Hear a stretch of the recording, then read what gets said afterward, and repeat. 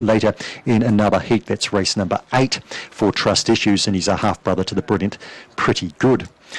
Dog number 2, Pretty Chic. Elizabeth's talked about her with those back-to-back wins there at Monaco. Class 4 dog, but can run some Class 4 times and be competitive here. 30-50 wins recently at Monaco. All 10 wins have been there, and she's first up here, but she's not alone in that. Sweet Ruby Jane off the inside, as Elizabeth said, won her first 6 starts and 8 of her first 10. Like many brilliant dogs, look, things can go wrong, and she hasn't actually raced here since a Wanganui Cup heat way back in August, and we haven't seen her on the track since mid-November. She's up a kilo, you'd expect that. She still weighs in at a respectable weight, and I'd love to see her run a race. Sweet Ruby Jane off the inside for Lisa Ahern. Others in the race, well, Parisian Magic adds a lot of interest for Steve Clark. Lots of speeds, won 6 from 9 in Australia from distances 350 metres up to 450 metres. Reports are trialling nicely. Out in box number 7, needs to show obviously early pace here. This is probably a good track for a front runner and a dog to try and do that first up, Parisian Magic. Shadow Apache can show the speed off the 4 and Parisian Magic off the 7. We could have some sort of race. Izzy Bale would probably need luck given his racing style. He did win in 30-21 first up at Addington in this country. To the traps. First heat of the Upper Hutt High New Zealand Futurity. First 2 into the $21,000 Group 1 final next week. Sweet Ruby Jane in box 1. Corborn Brick the 3. Izzy Bale the 5. Out in 7 Parisian Magic. A lot of unknowns around this. Pretty Chic in box 2. Shadow Apache the 4, Green Rug Boston Heart the Stale, and the outside Shadow Backs to the outsider. Corborn Brick $4.20. Last time I looked at the bookies market, they had $4 $80 joint favourites.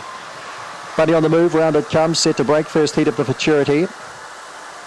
And racing, Shadow Apache bounced well, and so did Parisian Magic, and Corborn Brick gets handy too, and Sweet Ruby Jane trying to push through on the inside. They'll be followed around that first bend there by Pretty Chic, and also Boston Heart. Izzy Bale's got back. Also drifting here would have been Shadow Baxter, and Sweet Ruby Jane out the back. Down the back straight they go. Parisian Magic the outside, Shadow Baxter the inside. Corborn Brick starting to drive through the inside. Further back in the race then to Boston Heart and Izzy Bale. They're both handy enough too, and right around the outside here to Pretty Chic.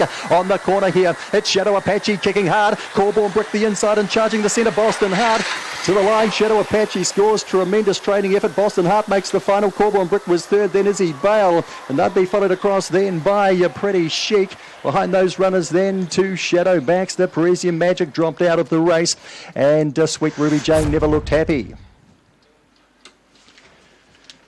Hats off to the camp, Jean and Dave Fahey in a 30-62. Run home in 11.79. Has done the job, and Boston Heart, the stayers, got into second. Lined up over the extreme test last week, finished at the back in the Group 1 last week. Has stuck gamely to its task here for second. Corborn Brick, home third, ahead of Izzy Bale, who got back, ran on. Parisian Magic showed speed early, tried to stay with Shadow Apache. Shadow Apache kept kicking. 30.62. Bonnie Ritchie ran 30.14 on the bunny. These are class dogs. Shadow Apache showed the speed with the 7.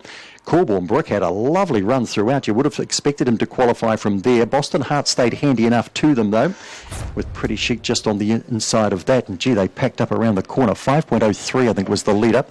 Just missed the midsection. We'll sort that shortly. 7 from 7 in this country now. Shadow Apache by Tuiaki out of Miss B's Lee. Tim Kane's owns. Jean and Dave Fahey trains at Balcairn. Man, can they produce a dog to do something just a little bit extraordinary. Here, Elizabeth, and a half-brother to one of your probably all-time favourites and Pretty Good. Yes, certainly is, and look, that's been a great performance here by Shadow Apache. Just continues on his winning way here in New Zealand. Congratulations to Jean and Dave Fahey taking it the first of the Group 1 heats. That result won't be too far away, but right now we're not too far away from the first at Alexandra Park. On track for us is Craig Thompson. A very good evening to you. Very good evening to you, Liz Whelan. Lovely to have you joining our coverage here on Friday evening at Alexandra Park. Unfortunately, the rain has set in like it did last night at Cambridge Raceway, and I think it's here to stay, Liz. It's a little bit of a shame under track conditions. Well, it's slushy at this stage, and I suggest that it will get worse as the night progresses. We've got the Lone Star Australasian Junior Drivers Champs continuing on here again tonight, and we're going to meet and greet all of the 10 young drivers prior to race number 6. At this stage, Andre Putama leads the defending champion from last year. He's in front from Dylan Ford. So we'll talk to those 10 prior to race number 6 tonight. We'll catch up with Todd McFarlane, Barry Purdon. Todd McFarlane's got some nice drives. We'll catch up with him prior to race number 1 and during the night as well. Favourite in the first here though, Killer Queen, $1.90, $1.20 on the fixed odds. Nice 2-year-old this. Got the right barrier draw. Looking to head to Ashburton for the jewels. $4,000 bet on her. Through from the racing desk, she'll start a pretty hot favourite. That was at $2.20, has brought her quote into $1.90. My best bet of the night, incidentally, is Fiery Luster. Race 6, horse number 5 tonight. Race 6, horse number 5, Fiery Luster, my best bet of the night. If you are taking multis through the night, put that one in. I thought it'll go very close.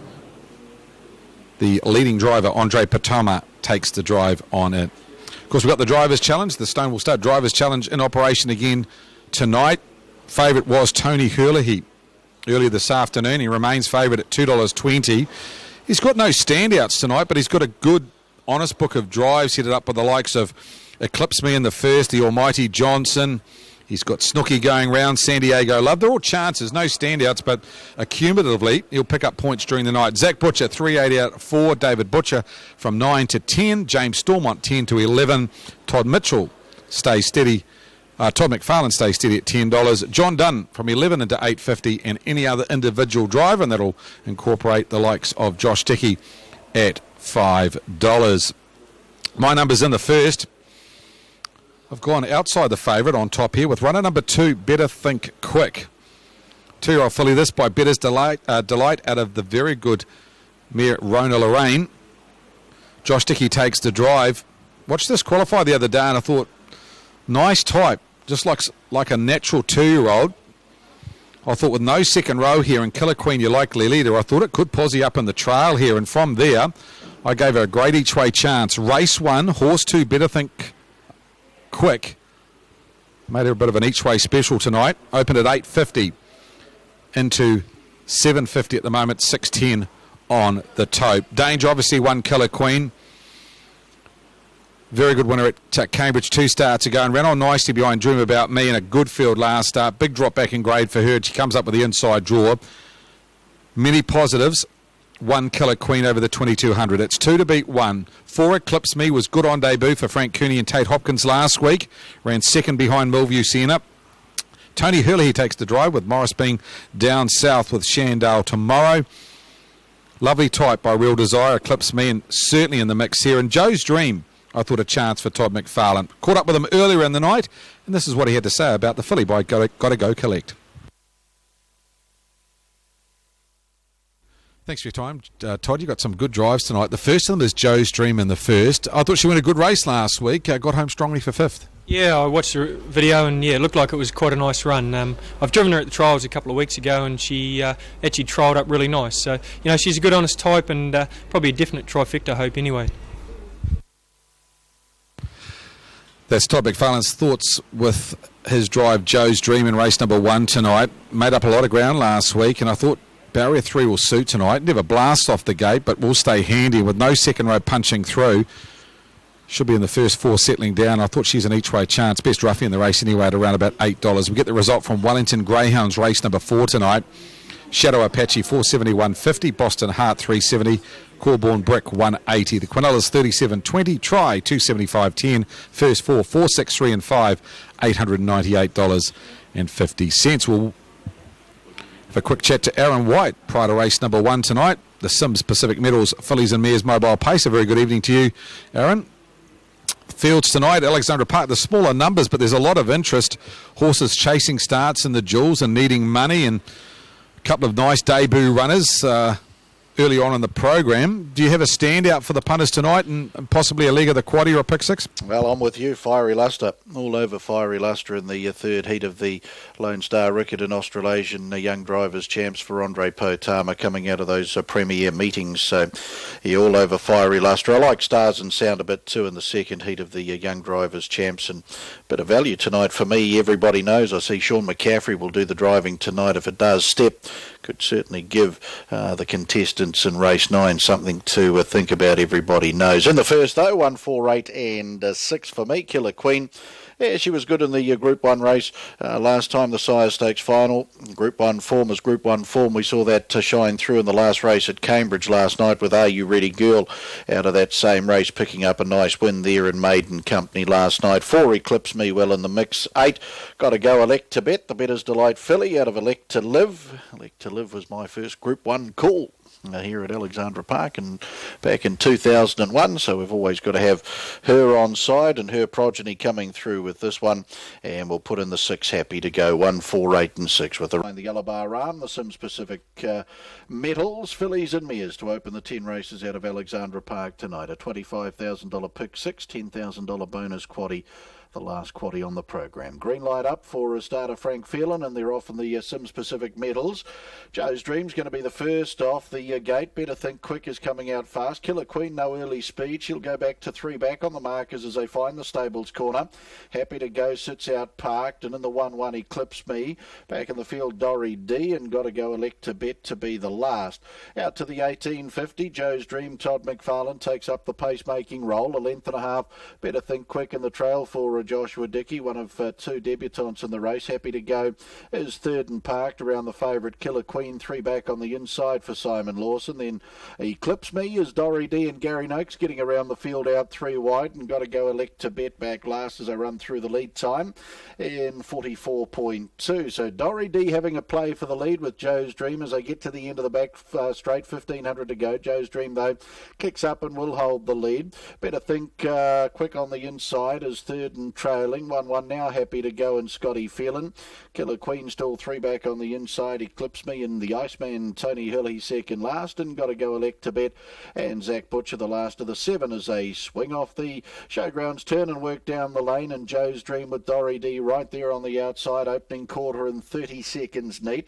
Better Think Quick, the Better's Delight filly in the trail, and 1-1 to Happy to Go. Back over on the inside then to a Killer Queen, the favourite. With a circuit left to go, she'll require a wee bit of luck from 3 back on the inside. To her outside is Eclipse Me, the Real Desire filly. And Got to Go Elect to Bet, the Better's Delight debutante back last. They put the stables behind them. Joe's Dream over Dory D.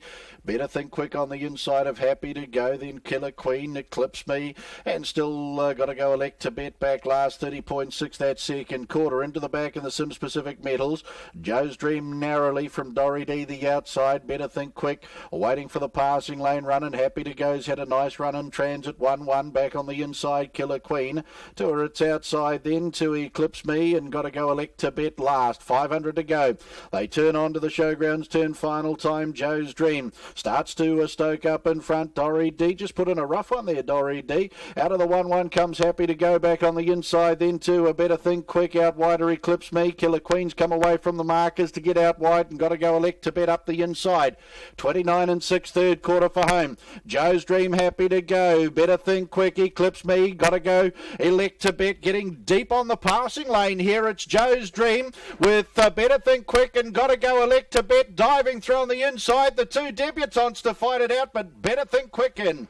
Over Got to Go Elect to Bet and Happy to Go maybe third, just in front of Joe's Dream and Eclipse Me. Dory D and the favourites run last. Killer Queen 243.9 and home in 29.3 with a final half of 59.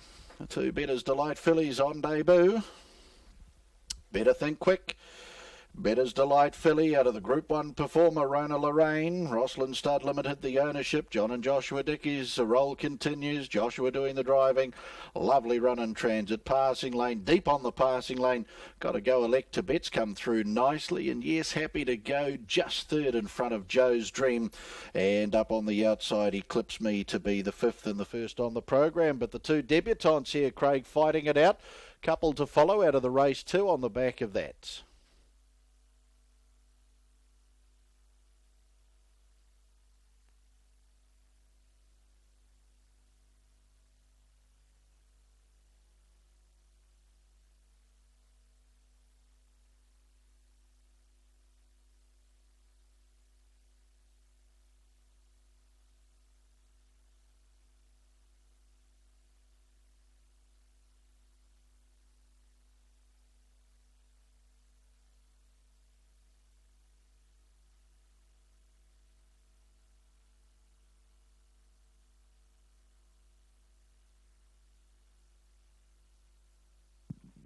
Official placings, race 1, the Sims Pacific Medals, Fillies and Mares Mobile Pace.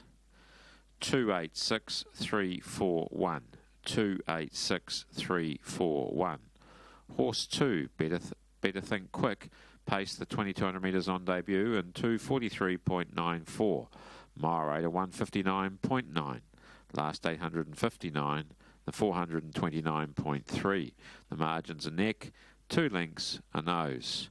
286341, race 1, Sims Pacific Medals, Fillies and Mares, Mobile Pace. First call of the night from Judge Graham McLennan goes the way of Better Think Quick, a Better's Delight Brown 2-year-old filly out of Rona Lorraine. Rosslyn Stud Limited the ownership, and John and Joshua Dickey trained at Clevedon, and Joshua Dickey doing the driving will come back at the head of the field. David Turner down there, part of the victory celebrations, a steward of the Auckland Trotting Club, of course. Rosslyn Stud, our President Kerry Hoggard, along with wife Marilyn, the proprietors there, and a nice win on debut by Better Think Quick, bred by the Flemings, DJ and Mrs. WL, along with the Spices KN and Mrs. AM. Better Think Quick, too good, and the Sims Pacific Metals. Fillies and Mares to open the program. 8, Gotta Go Elect to Bet for second. Better's Delight Elect to Live by 2-year-old filly, raced by Mrs. S.J. Martin. Frank Cooney, Tate Hopkins, trained at Taupaki, Zach Butcher. 6, Happy to Go third. Better's Delight Black 3-year-old filly, Out of Time to Fly. Plant Racing Limited and Stonewall Stud Limited the ownership. Steve Telfer, Chris Garlick, trained at Papakura, and Scott Phelan. 2, Better Think Quick at 7.30 and 2.40, 7.30, 2.48. Got to Go Elect to Bet at $6.10, 6.10, and 6, Happy to Go, no third dividend. Quinella 46.50, 46.50. Trifecta $770.10, $770.10. And the first 4, $2,031.70, $2,031.70.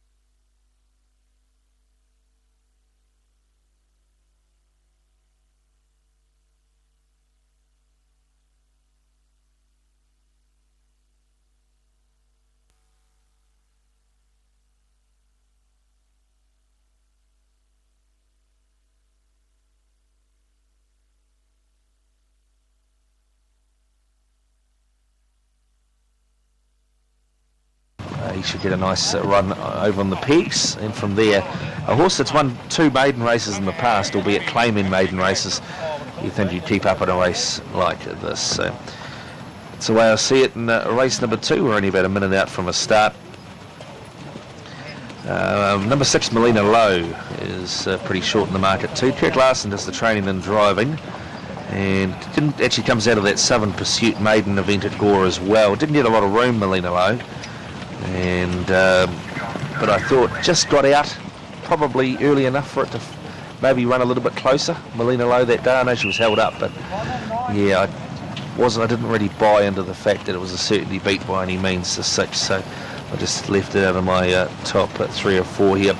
Tell you a horse that went good here last week. Why change? Number 14, if you're looking for one that's really rough. In the hands of Rory McIlrick, Matt Saunders does a good job. And I thought the horse will strip a little bit fitter tonight too.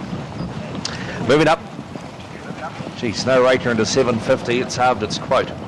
Good luck if you're on. Favourite Ultimate Desire, $2.40, $1.50. Comes into barrier number 4. 2 in the race here for Andrew Armour. He's got Landlock and also Why Change. Now,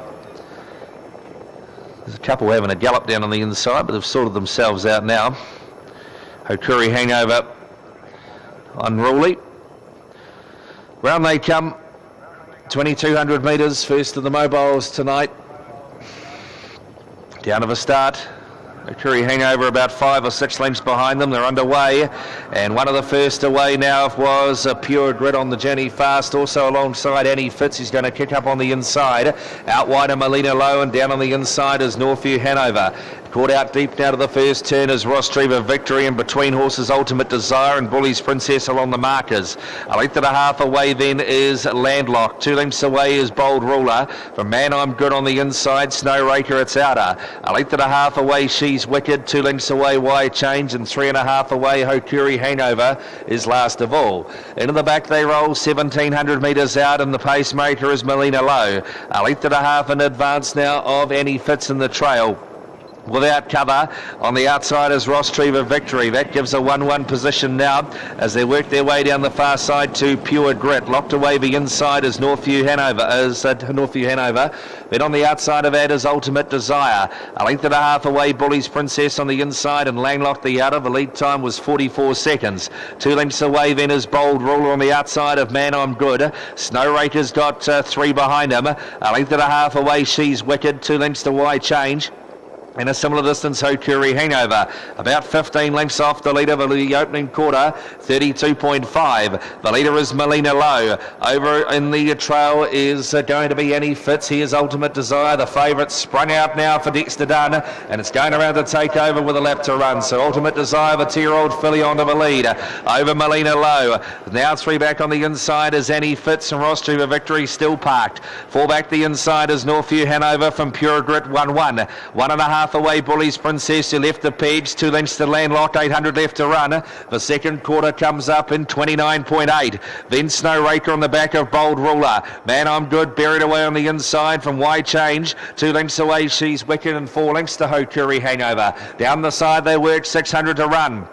Ultimate Desire, a length and a half clear of Melina Low. Ross Treva Victory the outside, then Annie Fitz. He is taking off Landlock 3 wide. In between horses in is Pure Grit. Then came Northview Hanover. Bold Ruler tries to run on out deeper. In between horses then as they work off the back is Bully's Princess. Snow Raker's running on but wide. Well back also now is going to be Man I'm Good, back with Why Change, She's Wicked and Hokuri Hangover. Back straight quarter 29.9. Into the straight Ultimate Desire. Melina Low looks the only danger, back to the passing lane. Wider out Annie Fitz. Bold Ruler down the outside with Landlock. Ultimate Desire, Melina Low trying to get it up the passing lane, but the favourite, Ultimate Desire, down to the post, too good. Wins in a length and a quarter. Melina Low second, Annie Fitz third. Then came Bold Ruler. And latest on the scene was Hokuri Hangover, made up a ton of ground the inside. Out wide at 2, if I didn't call it, was Landlock. Then came Northview Hanover and She's Wicked. Behind those Bully's Princess and Pure Grit. Why Change back with Man I'm Good, who never run on. Neither did Snow Raker. And last at the line will be Ross Treva Victory. 28.3 the last quarter. They've paced a good time. 2:44.3 unofficially for a 2-year-old filly. Ultimate Desire looked a class above them there. Wins easy. Second, Melina Low. Annie Fitz finally fronted up and run third, and Bold Ruler will be the best of the rest, another couple of lengths away. Too good this one. Travelled a fair way to be here too. A 2-year-old filly by Real Desire out of Bally Hanover. Raced by the Weavers. Brent alongside of Mrs. K.M. Weaver and SJ and HS Corpse. Brent Weaver, the trainer at Waterloo, and Dexter Dunn took it out of a trailing position with about 1,100 metres to run, went to the front, and she was too good, this filly, racing in good 2-year-old company around Canterbury, and even in the second tier down, they're still pretty smart. If they can qualify and race it too, they're normally good enough to win a race, and She was good enough tonight. Ultimate Desire. There's the second on the program, Liz.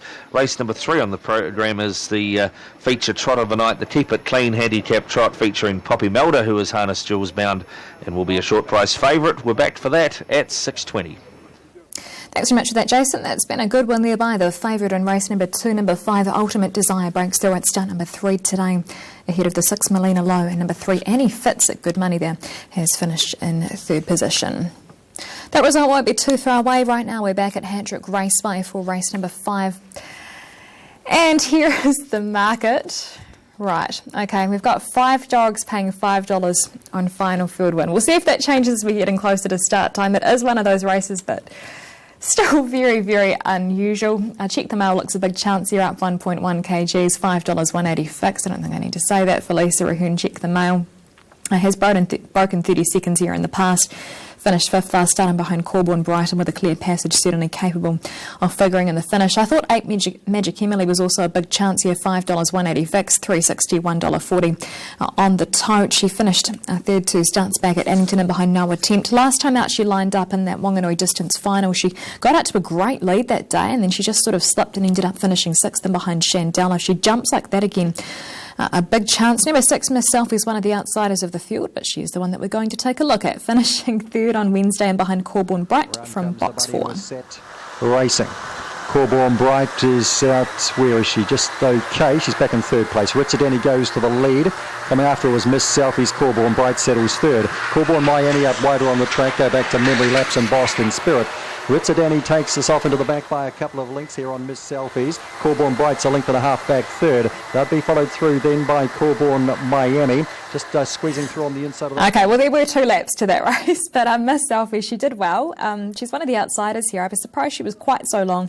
Obviously, the calibre of field here very good. That was a distance race over the 645 metres. I think she surprised a few people with how she did that day. She jumped well, settled close to the speed, and actually fought on pretty well there for 3rd and behind a very nice greyhound and Corborn Bright. I thought if she could jump like that again today, not completely out of this. Here's the result from the second at Forbury Park, taken up by 5, Ultimate Desire, 230, 140. Number 6, Melina Low, 280, and 3, Annie Fitz, 560. Quinella 5 with 6 pays $10.70. The trifecta, $258.50. And the first 4, 5, 6, 3, 12 pays $2,278.70. Mike Rosanoski, as we come back to you, a 5-way go for favouritism here with the bookies. Don't think I've ever seen it quite like this, Elizabeth. There's certainly been even markets. I don't think I've ever seen 5 at $5. Amazing. Some of Rugsy run to $13.5, $1.75 and over at $1.95. It's certainly a tough go, there's no doubt about that. I went 1, 7, 2 and 4. I've come up unders there, which is the favoured way. Guess the 9 Arcane Rampage could make life interesting. Gone with 1 Air Raid off the inside. He's one of the 4 Class 4s. I don't think there's much distinction between the Class 4s and the Class 5s here, really. And the market certainly reflects that. Air Raid lined up in a sprint on Monday. First run since mid-March. He'd certainly be fitter for that run. This is more his go. 7 starts back. He won in a 30-36. He's won here in a 30 and 21. He's won a Class 5 race when he's been a Class 4 already. Looks well. And draws the inside. The 7-dog Varga Frost, one of the few shorteners in this race. Varga Frost and Magic Emily shortened, everything else lengthened. Varga Frost, a dog good enough to run 4th in a Wellington Cup here. Amazingly, he's only won 2 times around here, but he's run many good minor placings and runs just out of the placings in very good company. He also had a sprint on Monday at the Manawatu, and although he didn't get into it, and he's a capable dog over that trip, he just got a fairly checkered passage to the first bend. You'd have to rate him a chance back here. It's good to see him back here. And the last time he was here, he finished 4th back on March the 13th. That was in the race, in a race that Air Raid finished 3rd. Dog 2, Jibber Jabber Jewel. He hadn't won since he was here in October with Matt Roberts. And then he had a string of about 5/8. Went back south to Craig Roberts. He's nursed him back to winning form, and he won last start at Addington in Class 4 company. Dog 4, Check the Mail. Last win was in this grade back in mid-February off box 3 in a 30-27, a former sub-30 dog. He's over 30, just over 3 years old. He's had 77 starts. He's a pretty honest campaigner. Check the Mail. Would only need a little bit of luck getting to the rally. Tends to be a wee bit slow, but he'll certainly run into the race. Dog 9 Arcane Rampage lined up over 660 metres on Monday at Manawa 2, so you'd have to think is hard fit. Did win in a 30-16 4 starts back in Class 3 company. Comes into box number 5. Opawa Shaden ran a really good race in Class 4 and 5 company on Monday. Fourth and behind Ange Vella. I thought she was pretty game. We'll see what she can do tonight. 1 win on the track, and that was a sprint. Miss Selfie's off the back of that third that we saw part of there. And she's racing well, certainly. To the traps, the Peter Campbell Engravers, Class 4 and 5. Air Raid off the inside. Opawa Shaden in the 3. Arcane Rampage, green and white box 5. And out in 7 is Varga Frost, second line. Jibber Jabber Jewel, Check the Mail, Miss Selfies, and Magic Emily, who set the early pace in the Group 1 distance last week. And, of course, the greyhound who finished last in that came out and qualified in the Futurity, finishing second. Set to go. Round comes the bunny.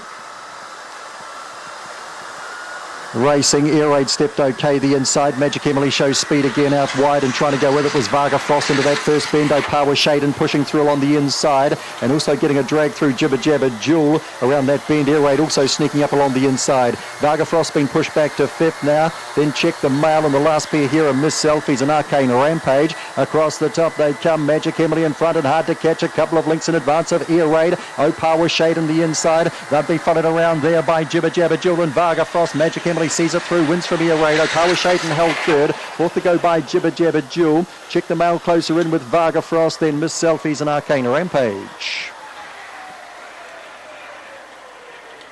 Well, Magic Emily doing the job out in box 8. There was a stack of money on her last week in the distance, and it looked good for about 300 metres. Looked good all the way tonight over the 520 metres. She's run a very good race from the front here, coming right across them. It's not easy to do. 30 and 65 the winning time. 11.62 has been the run home with Air Raid second. A game Opawa Shaden third, ahead of Jibber Jabber Jewel. Lead up time 5.12, midsection 19.03, 11.62 the run home for that, 30.65. Good crowd in the middle early here as Magic Emily and Varga Frost came across. Opawa Shaden pushed through the inside. Varga Frost got the jam between the 3 and the 8 here. Jibber Jabber Jewel made ground around the outside. Check the Mail ended up off the track at the first bend. 2 3/4 lengths by 3 3/4 lengths. Missed the last one, but on the board, number 8, Magic Emily. 3-1. Let's go 8-1, 3 and 2. And that final margin was 3/4 of a length back to 4th spot. Magic Emily is a black bitch by Magic Sprite out of Pretty Girl. Ray Amer, Al Gilbert, the owners, and Tony Hart, Kirsty Taylor, trainer to retire. Win number 11 at start number 37. And the Class 4s, first, second and third in this combined Class 4 and 5 race. Guess it looked like that could happen. Elizabeth, we look forward to the 6th, the Upper Hutt High New Zealand Futurity, heat number 2. An extraordinary heat where we have the first 3 place getters in the New Zealand Derby, the New Zealand Oaks winner, and we toss in Corborn, Crouch and Gold Class for fun. The race goes at 6:30. Yeah, that's an outstanding field. It's the one that I've been looking forward to all night there, the second heat of the Futurity. 8 Magic Emily, the money was on last week, and today she's come out and won there in race number 5 and has wrapped the early quaddie. Next we're back in Alexandra Park for the second. Number 3 Rock tonight, the favourite, 251.20 final field, 320 and 240 on the tote. Craig Thompson, as we come back to you, first leg of the early quaddie here, what do you like? I like the favourite, Liz, dropping back from the trotting derby behind Speeding Spur and Mon Bay. And Premier Company for the 3-year-olds. Back to a class race here, to a Class 1 and faster trot. Probably the only concern I have is his last couple of starts have been mobiles. Standing start tonight. What will aid his chances is he'll start off the unruly, and with only 4 horses off the front, he'll be out wide, not too claustrophobic there, and should be able to step away and trot. Now, if he does that, clearly on his form behind Speeding Spur last start, where he trotted 3:26, which is an outstanding time, he'd be winning this. One of the runners that is a chance in this race that David Butcher drives is Star Monarch. I caught up with his trainer, Revel Douglas, earlier in the night. Revel, thanks for your time tonight. You've got Star Monarch in the trot. Trot up really well a fortnight ago, and I thought he was a big chance on Sunday, but battle okay for 4th. Yeah, he trialled really well on the Saturday, and the track was closed at Pukekohe from Tuesday through to Sunday, so might have been a bit short, but also he sort of led up when he won his maiden, but he hadn't really done much in front, so I think he's a bit better from behind. So he's a bit of a determined little trotter that chases well, so maybe a bit of a mistake going to the front, even though he's a $1.80 favourite. I guess you got to do that in those meetings. You do, and tonight he's off 10 metre handicap, and it's a very open field. You happy with the way that he's come through his run on Sunday? Yeah, I have. Yeah, he probably needed that run, to be honest. It's not very good saying that about a $1.80 favourite, but no, he's trained on well, and he's a risky proposition, as everyone knows, but he's got the ability when he can chase and off a fast pace, which might happen in the slushy track tonight. You've only got the one in, and the one you train. Let's hope he does a job for you tonight, mate, and all the best. Appreciate it. Thanks, Craig. Nice guy, Revel Douglas. Always have a handy trotter around him, and this bloke, he's no world beater, Star Monarch, but he's won 2 from 23 now. He's a 5-year-old by Monarchy and paraded very well for Revel tonight. He was sent out here a very short price favourite on Sunday, and he just peaked on his run late, and Revel said, listen, he will improve with the run. He's not without a chance tonight, and he warmed up very nicely. So Star Monarch, if you're looking to play one into your first 4, not the worst here. David Butcher takes the drive. Magic Emily, $5, $2.30, beat Air Raid $1.90, and Opawa Shaden $2.50. Wellington race 5 at the Greyhounds. On screen is the favourite Rock tonight. $2.50 on the fixed odds, $3.20 on the tote. So if you're going to back this 3-year-old, the tote is the way to go. He was very, very good in winning 4 starts ago, and he's got high speed. He's one of these trotters that he could really run a quick last quarter, and if he's handy to them, within 3 or 4 lengths turning for home, he'll round them up very quickly. Rock tonight, very smart trotter heading towards the jewels. Head-to-head here on 5-3-2. Gintares, who was good last start, and Hot Chocolate Tart, who was exceptional in winning on Sunday, beating Makariwa Jake. So that head-to-head there between Gintares and the horse on screen there, Hot Chocolate Tart. I put Rock tonight on top. I thought the main danger was the horse right down the bottom of the book, and it's number 9, Djokovic. Now, he opened up at $18 this morning. I thought that was way over. He's into $7 now. The key to him is to get to the front.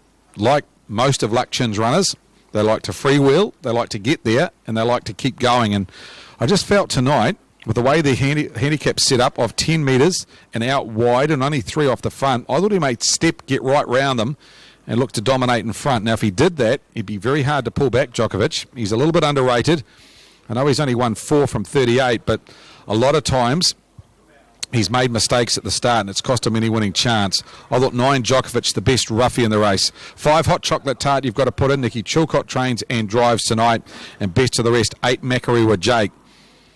2 runs in 3 days, both times placed. The first time behind Charming Lavra, and the second time behind Hot Chocolate Tart here on Sunday. Very consistent type. John Dunn will take the drive. For me, it's 3 on top to beat runners 9, 5 and 8. Aaron White's numbers in race number 2 tonight. He's 3, 5, 2 and 1. Aaron, as I come to you, 90 seconds out from race number 2 tonight, start of our first quaddie. Rock tonight was very good last start. He took on the very good 3-year-olds. And when you look at his time, Aaron, 3:26 for 2,700.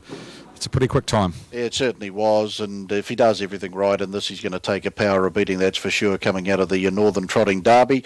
He's on top for me too, Rock tonight. Michelle Wallace doing the driving there, so we'll go that way over the 5. Hot Chocolate Tart did the job nicely on Sunday after being placed here last Friday night. Nikki Chilcott, the 2 Sonny's Little Whiz, well in commission here. Peter Ferguson, the Dunstan Horse Feed sponsored rangeman, to do the driving. And Gintares, the last couple have been good.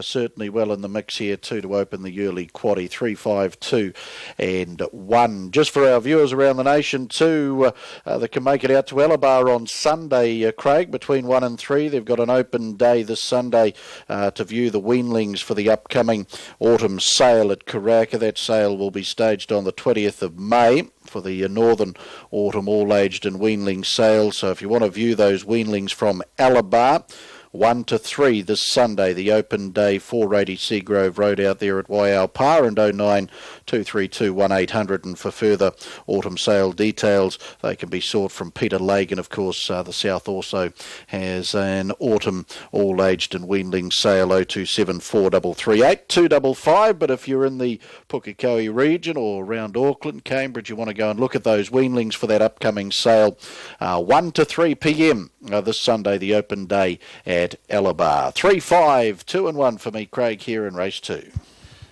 If you head to Alabar, just prior to that, they've got workouts at Pukekohe on Sunday, Aaron, Mother's Day. So if you're in the Pukekohe region, you want to get to Alabar and maybe head to the Franklin Trotting Club, catch up. I think they've got around about 55 horses going around on Sunday morning, their workouts at Franklin. No workouts here at Alexandra Park tomorrow. If you want to have a run, you've got to go Sunday, Franklin Trotting Club. I think the first heat kicks off 10 o'clock Sunday morning, and then make your way to Alabar after 1 o'clock and have a look at that weanling parade. Red light on here at Alexandra Park for race number 2 tonight. The first taken out by the very impressive debut runner, Better Think Quick, trained by John and Josh Dickey. Josh in the cart. He gets 3 points in the Stonewall Stud Drivers Challenge. Zach Butcher picked up 2. Favourite here is Rock Tonight in the hands of Michelle Wallace. We'll start off the front, off the Unruly out wide. Here's Aaron's call on the second. Thanks, Craig. Gintara's and Sonny's Little Whiz, they turn in. Rock Tonight, the race favourite, Mob Star. Complete Manners, Mob Star. Could get some of this tonight. James Stormont for Steve Cornwell comes up on the outside. Barrier Strands Release. And they're underway in the Dunstan Horse Feeds handicap trot. Djokovic was a wee bit tardy from his unruly 10, but he's down and trotting now. Mob Stars come away in a gallop, and Gintara's has gone away in a gallop, and the favourite Rock Tonight also galloped in the early stages. He's back down and trotting, and he'll settle last of the main pack as they turn off the back straight, where Sonny's Little Whiz being monstered by Makarowa Jake coming across the showgrounds turn first occasion.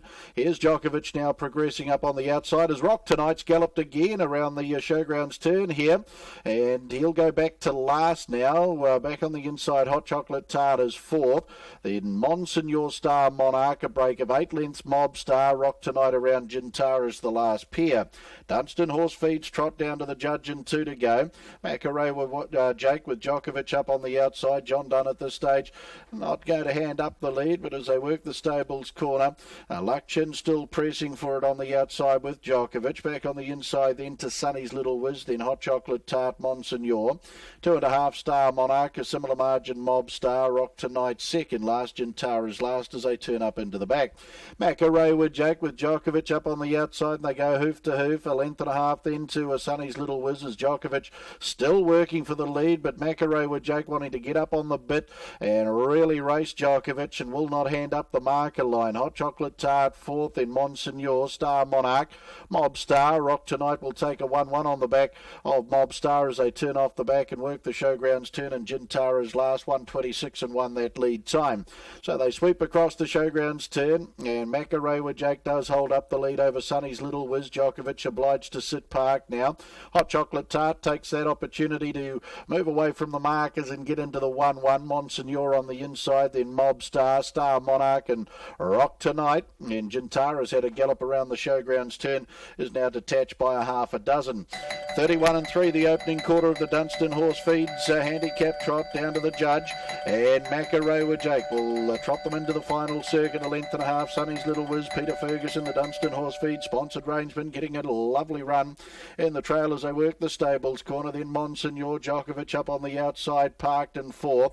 Star Monarch 5th and 4 back against the markers. Hot Chocolate Tart, Mob Star, Rock Tonight, Gintara's all one away from the markers, 800 to go, and the wrong quarter up on the board as they work down the back. Makarowa Jake, a length and a half. Sonny's Little Whiz, here's Hot Chocolate Tart getting out of the 1-1 now to progress forward.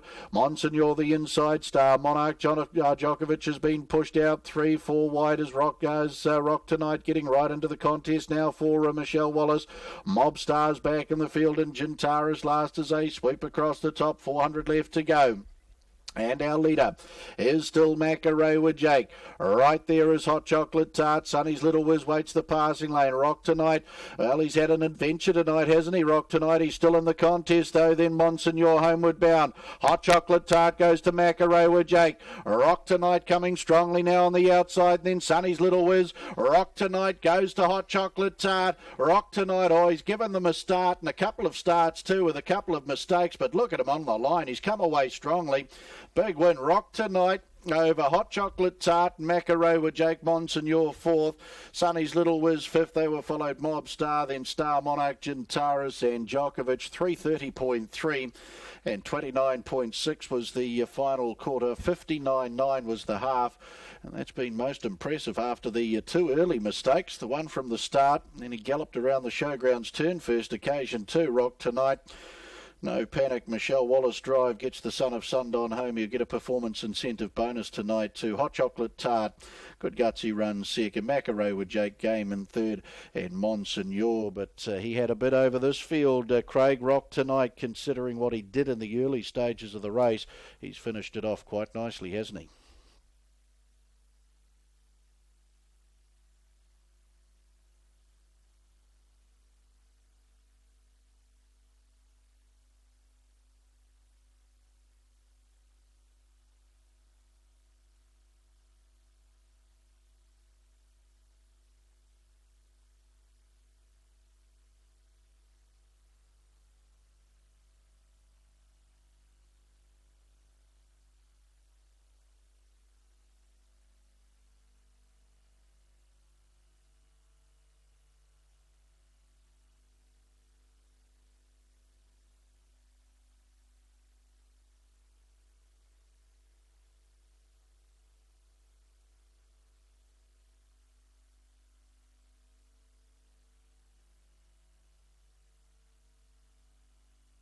Official placings, race 2, the Dunstan Horse Feeds Handicap Trot.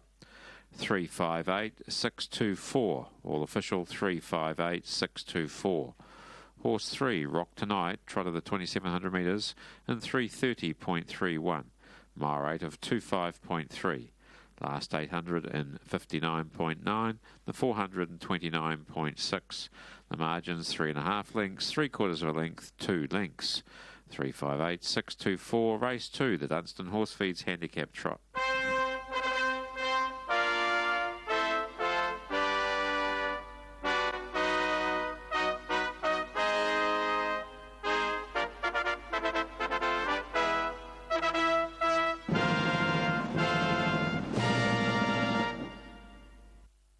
So the fanfare for a Rock Tonight, performance incentive bonus struck by Mrs. N.J. Hackett, Mrs. S.M. Cornwall, the Swift George Syndicate, and Ms. K.T. Smolak, Michelle Wallace and Bernie Hackett trained at Waiuku. Michelle Wallace doing the driving and gets the job done strongly. Sundon Chestnut, 3-year-old gelding out of Rock and Rhonda, was bred by Brecon Bloodstock Limited and secures its third victory at start 16 tonight, and does it in pretty good fashion after those two early mistakes. Rock Tonight coming back from the Northern Trotting Derby when last produced. 5, Hot Chocolate Tart for second. Continental Man, French Connection, brown 4-year-old mare. G.D. Beckett along with Mrs. D.R. Beckett and Mrs. L.A. Chilcott, the owners. Nicky Chilcott, the trainer-driver, out of Cambridge Raceway, and 8, Macarena Jake in for a third.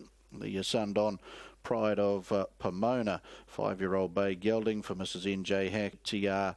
and R.A. Barron. Michelle Wallace, Bernie Hackett, trained at Waiuku, and John Dunn. 3, Rock Tonight, 271.70, 271.70. 5, Hot Chocolate Tart at $1.70, 170, and 8, Macarena Jake, $2.30, 2.30. Quinella, $4.20, 4.20. Trifecta $45.50, $45.50, and the first 4 $641.20. $641.20. 2 and 3 in the double at $20.60, $20.60. The 2 and 5 concession $6.70, $6.70.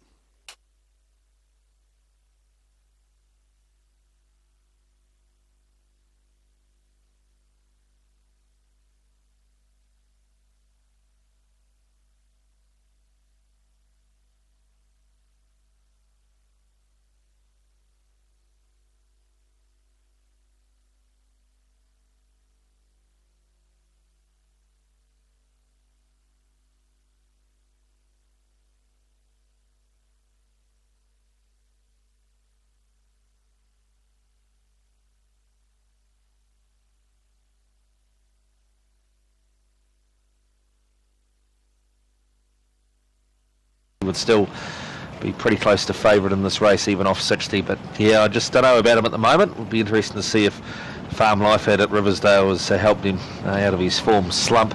Johnny Cox retains the drive tonight, and I put in 4 Armori, best of the chances off the front, just in front of Starlight Starbright. Armori's racing very, very well for Graham McClay and could make them pay with any mistakes at the back. She racing almost in career best form at the moment, Armori, and then there's Starlight Starbright, who trots along pretty well too, the 3-year-old, and he could be harness jewels bound too if he keeps earning, or he may well be there already. Not 100% sure, but I know he's done a great job this season for Ricky Allen.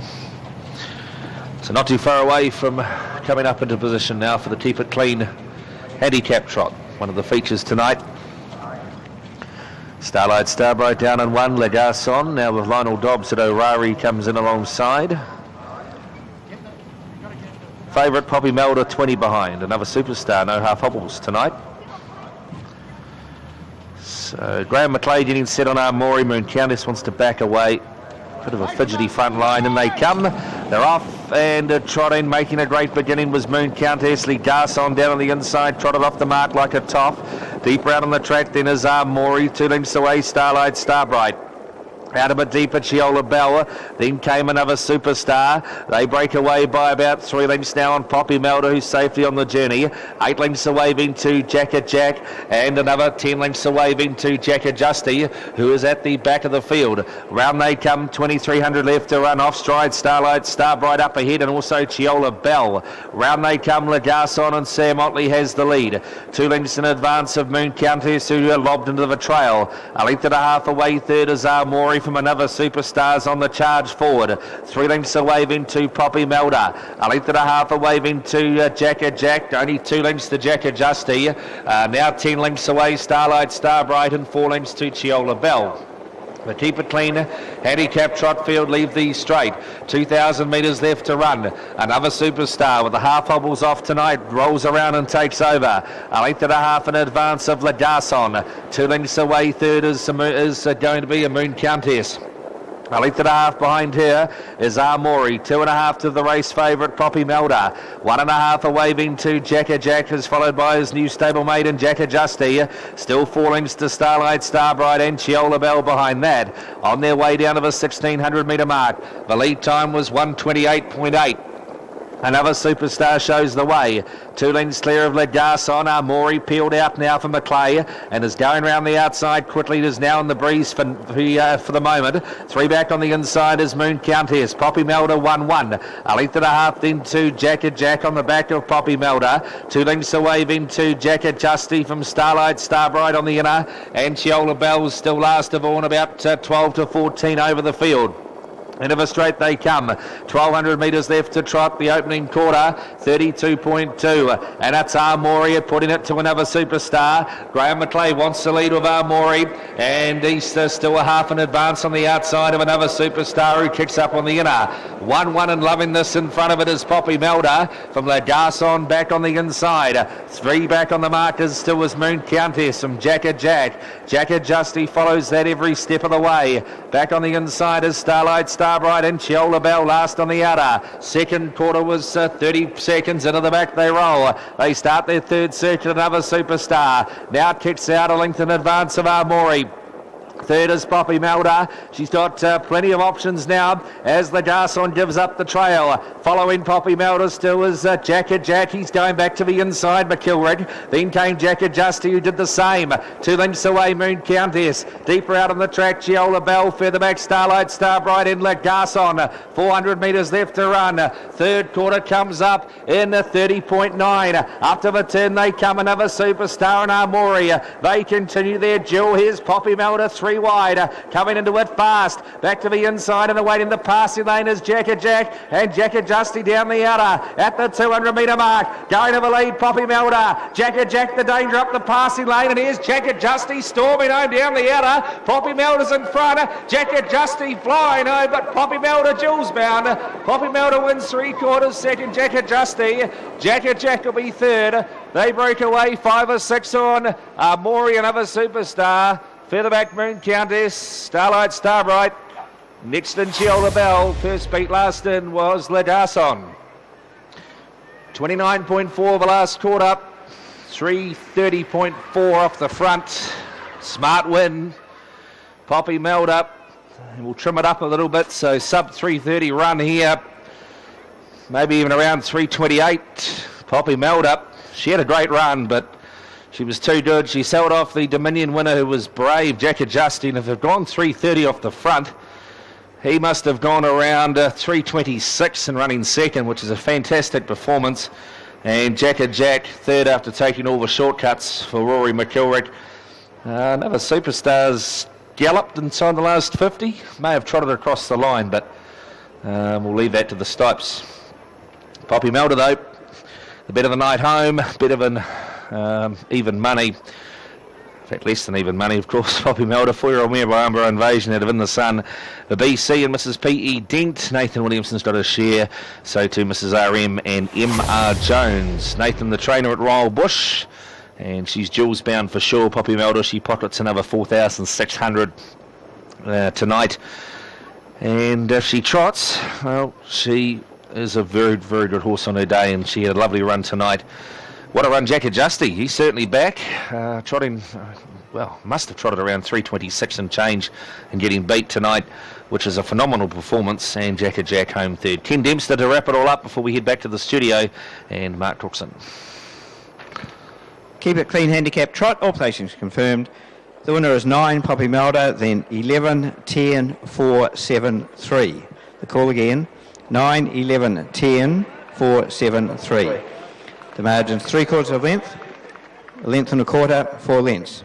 Winner's corrected time, 329.22, a mile rate of 204.6. The last 800, 59.6, the 400, 29.2. To check in, 9, 11, 10, 4, 7, 3.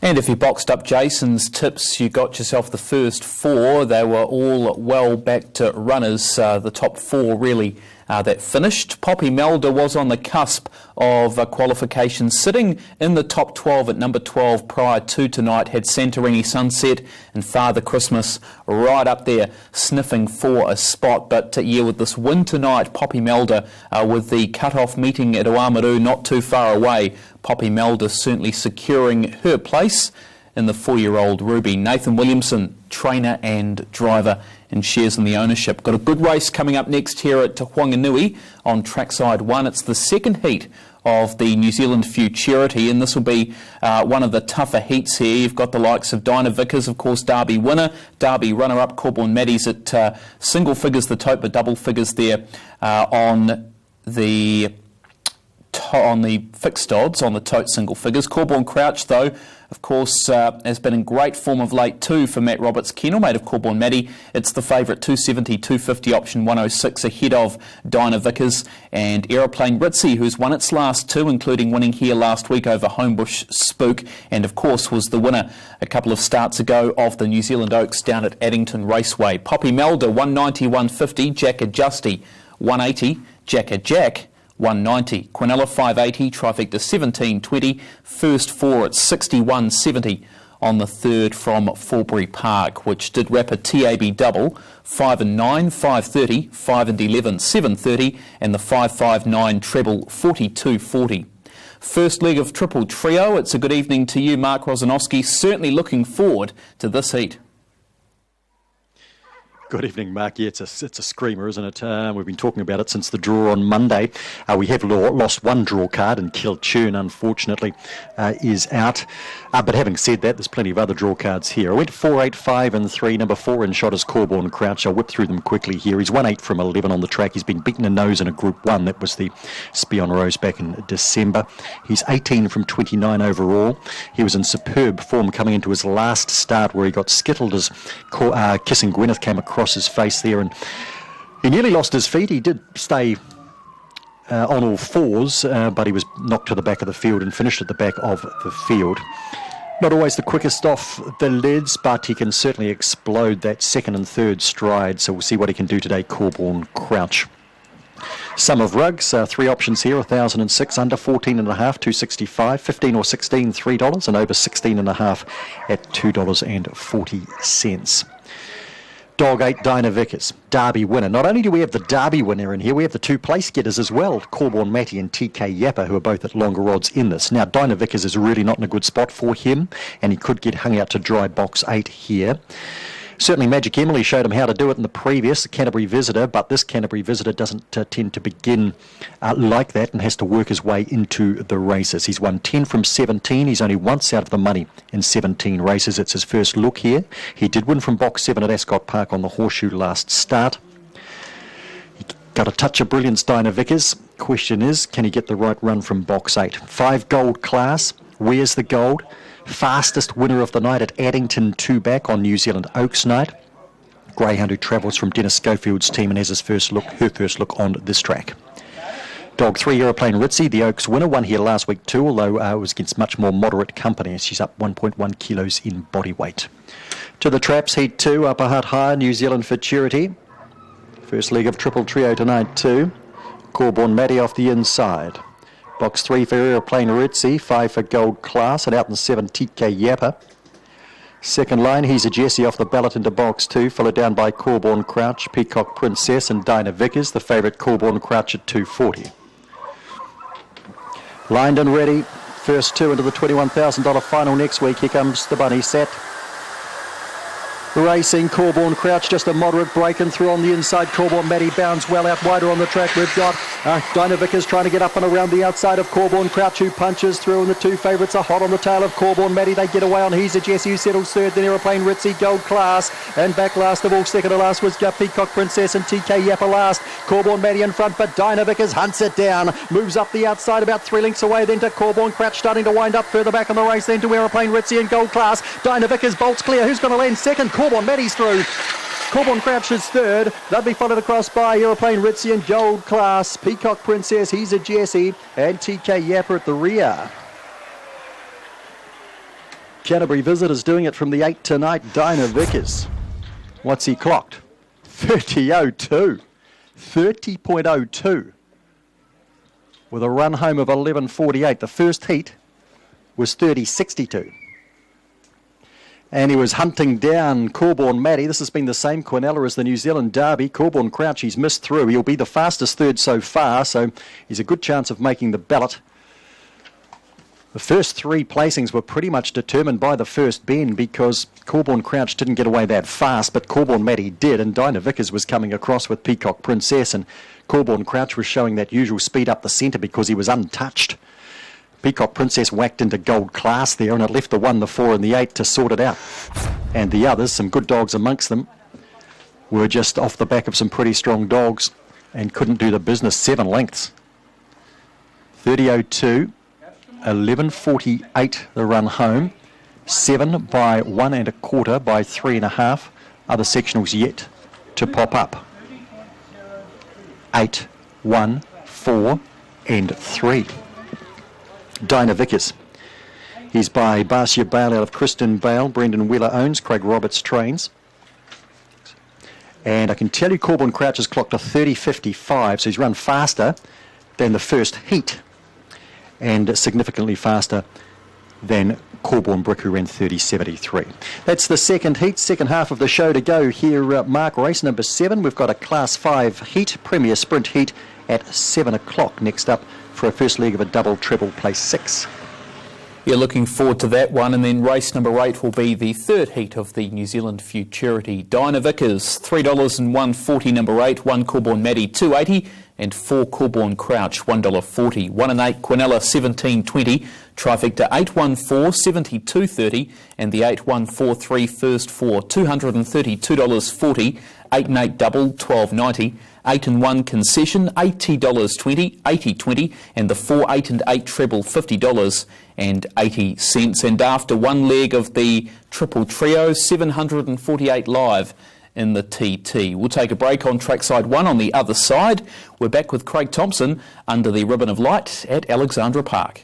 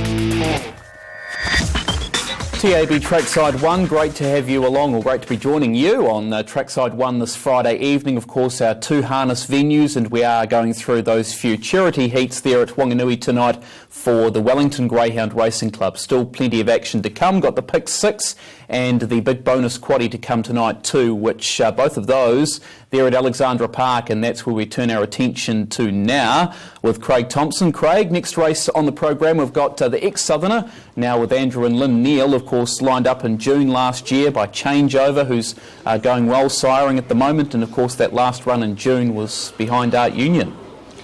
Yeah, it was, Mark, and it comes up with that plum jaw of barrier number 1. What I can tell you, he's been at the workouts in the last couple of weeks, was a workout winner last weekend at Cambridge. Andrew Neal will take the drive from the inside. This is a very good field though, Mark. I reckon there's a lot of depth in this race. We've only got 8 runners, but I reckon 4 or 5 of these will win at very, very short notice. And I think it could be a race where you mark down the horses that run 5th and 6th, and when they get to a race at Cambridge in the next fortnight, I think they race next Thursday, and Manawatu in a couple of weeks, there's a lot of horses here that will win, as I say, their share of races. It's a very, very good field of maidens, and Risk is one of 3 or 4 that I think are winning chances. I actually put Sir Richie on top. I put him on top last week, and he delivered for Frank Cooney. He gets into this grade as a C1. It's a CO to C1 combined race. I know he's got the outside of the front draw, but I thought he was mighty impressive, the son of Christian Cullen. So Sir Richie on top for me. I think the best value in the race is runner number 6, 2.5 Tigers. 21 and 4. I reckon it's worth an each way bet here. Runner number 6. I caught up with Todd McFarlane earlier in the night. Todd, 2.5 Tigers, I thought a super run last week. Got back, but the sectionals were great. Again, he's just drawn a little bit awkwardly. Yeah, he has no luck in that department. The only consolation is it's a small field tonight, and probably one of the favourites is drawn out wide, so hopefully that may help us get into the race at some stage. He's one of these horses, I know you got to drive Cole, but he's overdue for a win and it won't be far away? No, as soon as he gets the right run and things fall his way, he'll win a race quite easily. Big bloke, this one by Jeremy's Jet, trained by Lindsay and Pam Turner, and he's paraded very nicely tonight. Number 6, 2.5 Tigers. Third pick for me is from the inside, and number 1 Risk, formerly trained by Nigel McGrath, now in the Andrew and Lynn Neal team. As Mark alluded to, was a winner back in May as a 2-year-old. His last start was a 4th behind Art Union, albeit only in a small field of 6 or 7 runners. He gets the inside draw here, and as I say, his workout form's been good. This changeovers, they're racing really well at the moment, and he's an up-and-coming sire. From the inside here, number 1 Risk in my top 3, and of the rest I thought Better's Pocket, drawn barrier number 2. If Risk leads, there's no second row here, could drop on the leader's back, and from there, as we saw in race number 1, when Better Think Quick from barrier 2 jumped to the trail, got a beautiful run. So Better's Pocket, Tony Hurley trains and drives, got to put it in your top 4. For me, it's 8, 6, 1 and 2. Aaron's numbers 2, 1, 8 and 5. Through from the racing desk. Thanks for Sal for getting us all the up-to-date information as it comes through. 1,500 each way on runner number 7, Sky Art from the Barry Purdon barn. Zach Butcher takes to drive. Galloped early on last week and made good ground, but he's one of those horses been knocking on the door probably for his last half a dozen starts, and he'll pick one up shortly. As I say, the depth of this field very strong, with the likes of Sir Richie, Sky Art, 2.5 Tigers, Better's Pocket, Risk, and even Dream to Share, the second of the Frank Cooney runners, only a 2-year-old, but good when running 3rd behind the stablemate last week. Good field this, plenty of depth to it. Let's head upstairs and join Aaron White. Just under a minute out from race number 3. I think this may be the My Sky race of the night, Aaron. Only a small field, but boy, I reckon there's some up-and-coming winners in this race. Yeah, you did right there, especially over the winter months coming up, so well worth, reviewing this race at a later date. I'm going 2-1-8-5, Better's Pocket, came from a wide draw last week. Tidy enough run, I thought, in behind Sir Richie into barrier 2. The Iceman, there's no second row here, so he's going to get a nice run. $6.30, $1.60, 1 Risk. It was a good winner at the Cambridge workouts last weekend, having his first northern start for new trainers. Andrew and Lynn Neal, Andrew to do the driving. The 8 Sir Richie, well, he beat most of these last week, so on that he has to be well in the mix. And 5 Zach Maguire, the trial form around him's been all right as well. A Better's Delight Colt on debut. We've also already seen a Better's Delight filly on debut score, and Better Think Quick in race 1. 2-1-8-5 and the Gotta Go Cullen for me. Thanks, Aaron. Just an update on the Lone Star Rickett and 2015 Australasian Young Drivers Championship. Andre Patama, obviously the leader from last night. He's on 26 points. Dylan Ford from Tasmania on 21. Robbie Close from New Zealand on 21. Tom Buchanan from Western Australia on 18. And Jake Webster on 14. We'll meet and greet all the 10 young junior drivers prior to race number 6 tonight. Put a face to the camera. Andre Patama, last year's winner. He is in front on 26 points and will drive the pre-post favourite to race number 6 tonight in Fiery Luster. In behind the gate for race number 3 tonight, the Gotta Go Cullen mobile pace over the 2200 metres. Your favourite will start from the inside in the black colours. His name is Risk. Here's our... Yeah, thanks, Craig. And the runners for the third. First of the second double on the program tonight. And the favoured way is Risk off the inside at $2.90, $1.90. Sir Richie number 8 at $4 and $1.50 as they work into the home straight. Eyebrow number 4 for Paulette Screen, celebrating her birthday with us tonight as well. Happy birthday to you, Paulette, as the green light flashes, and they're often pacing, getting out strongly. Dream to Share with the Sky Art coming forward, and Risk is going to hold up on the inside. They're followed by Zach Maguire as they work to the stables corner. Back on the inside, Better's Pocket, trying to saloon up to get onto the back of Risk as Sky Art has worked across now to get the marker line. Back in the field then to Eyebrow, Sir Richie, and 2.5 Tigers the last.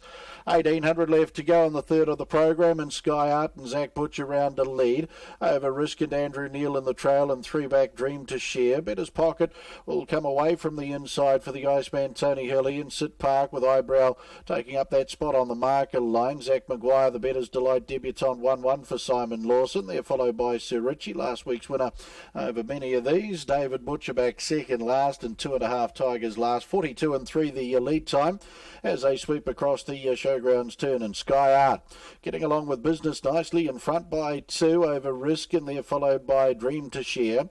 Better's Pocket fourth and parked. Eyebrow back on the inside. Zach Maguire getting up on the nickel in the 1-1, tracked up by Sir Richie, and 2.5 Tigers and Todd McFarlane back last. Sky Art through the home straight though, and the Gotta Go Cullen mobile pace 31 and 4 the opening quarter over Risk, having his first run in the north for new trainers, the son of Changeover.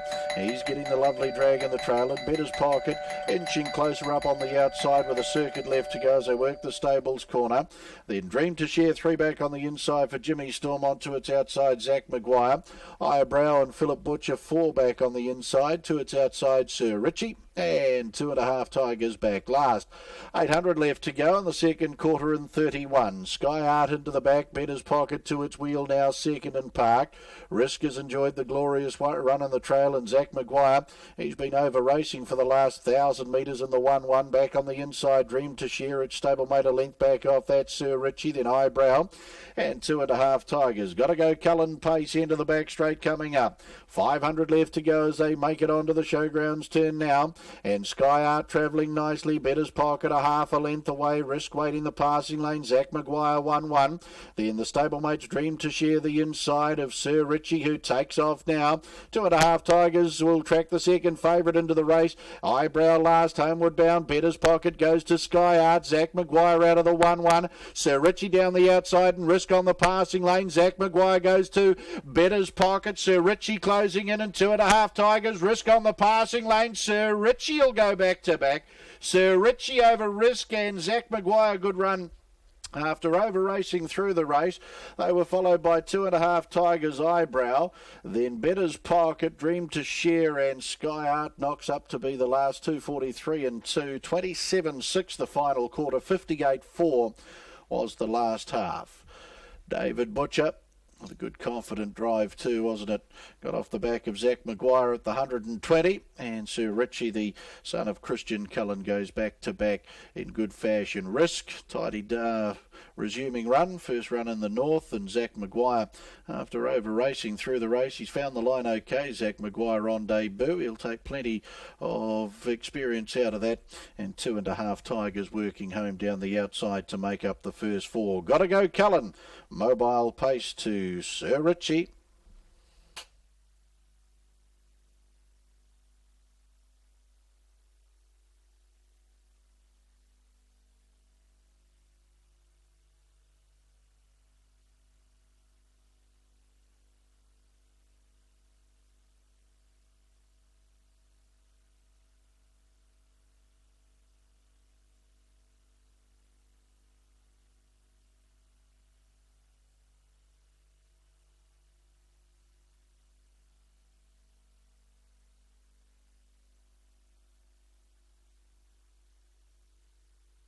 Official placings, race 3, the Gotta Go Cullen Mobile Pace. 815642. 815642. Horse 8, Sir Richie, paced the 2200 metres in 2:43.25. A mile rate of 1:59.4. Last 858.4 and the 427.6. The margins 1 1/4 lengths, a half length, a half head. 815642, race 3, the Gotta Go Cullen Mobile Pace.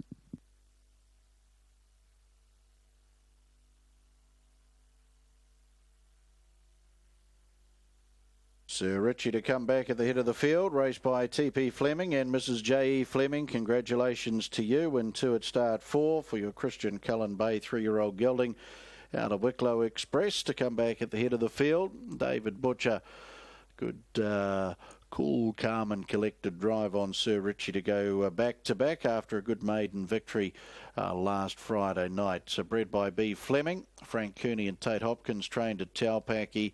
Back into the victory circle, Johnny McRae, steward of the Auckland Trotting Club down there, part of the victory celebrations with Sir Richie. One risk, a changeover brown 3-year-old colt out of Crafty for second, raced by GS and CM Inan. Andrew and Lynn Neal trained at Cambridge. Andrew Neal. And 5 Zach Maguire, tidy debut, Better's Delight Black 2-year-old colt out of Zanola Starbuck, raced by Lincoln Farms Limited. IA Middleton, the Beulah Bell Syndicate. M. Letton, Miss M.K. Rabbit, D. James, M.J. Brereton and B.P. Rabbit. Ray Green trained at Pukekohe and Simon Lawson. 8 Sir Richie, $3.40 into $1.60, $3.40, $1.60, 1 risk at $1.80, $1.80, and 5 Zach Maguire, $2.60, $2.60. Quinella, $4.10, $4.10. Trifecta, $66.20, $66.20. First 4, $632.90, $632.90. Early treble, 2, 3 and 8, $30.90, $30.90. Jules Solke Racing about to come up.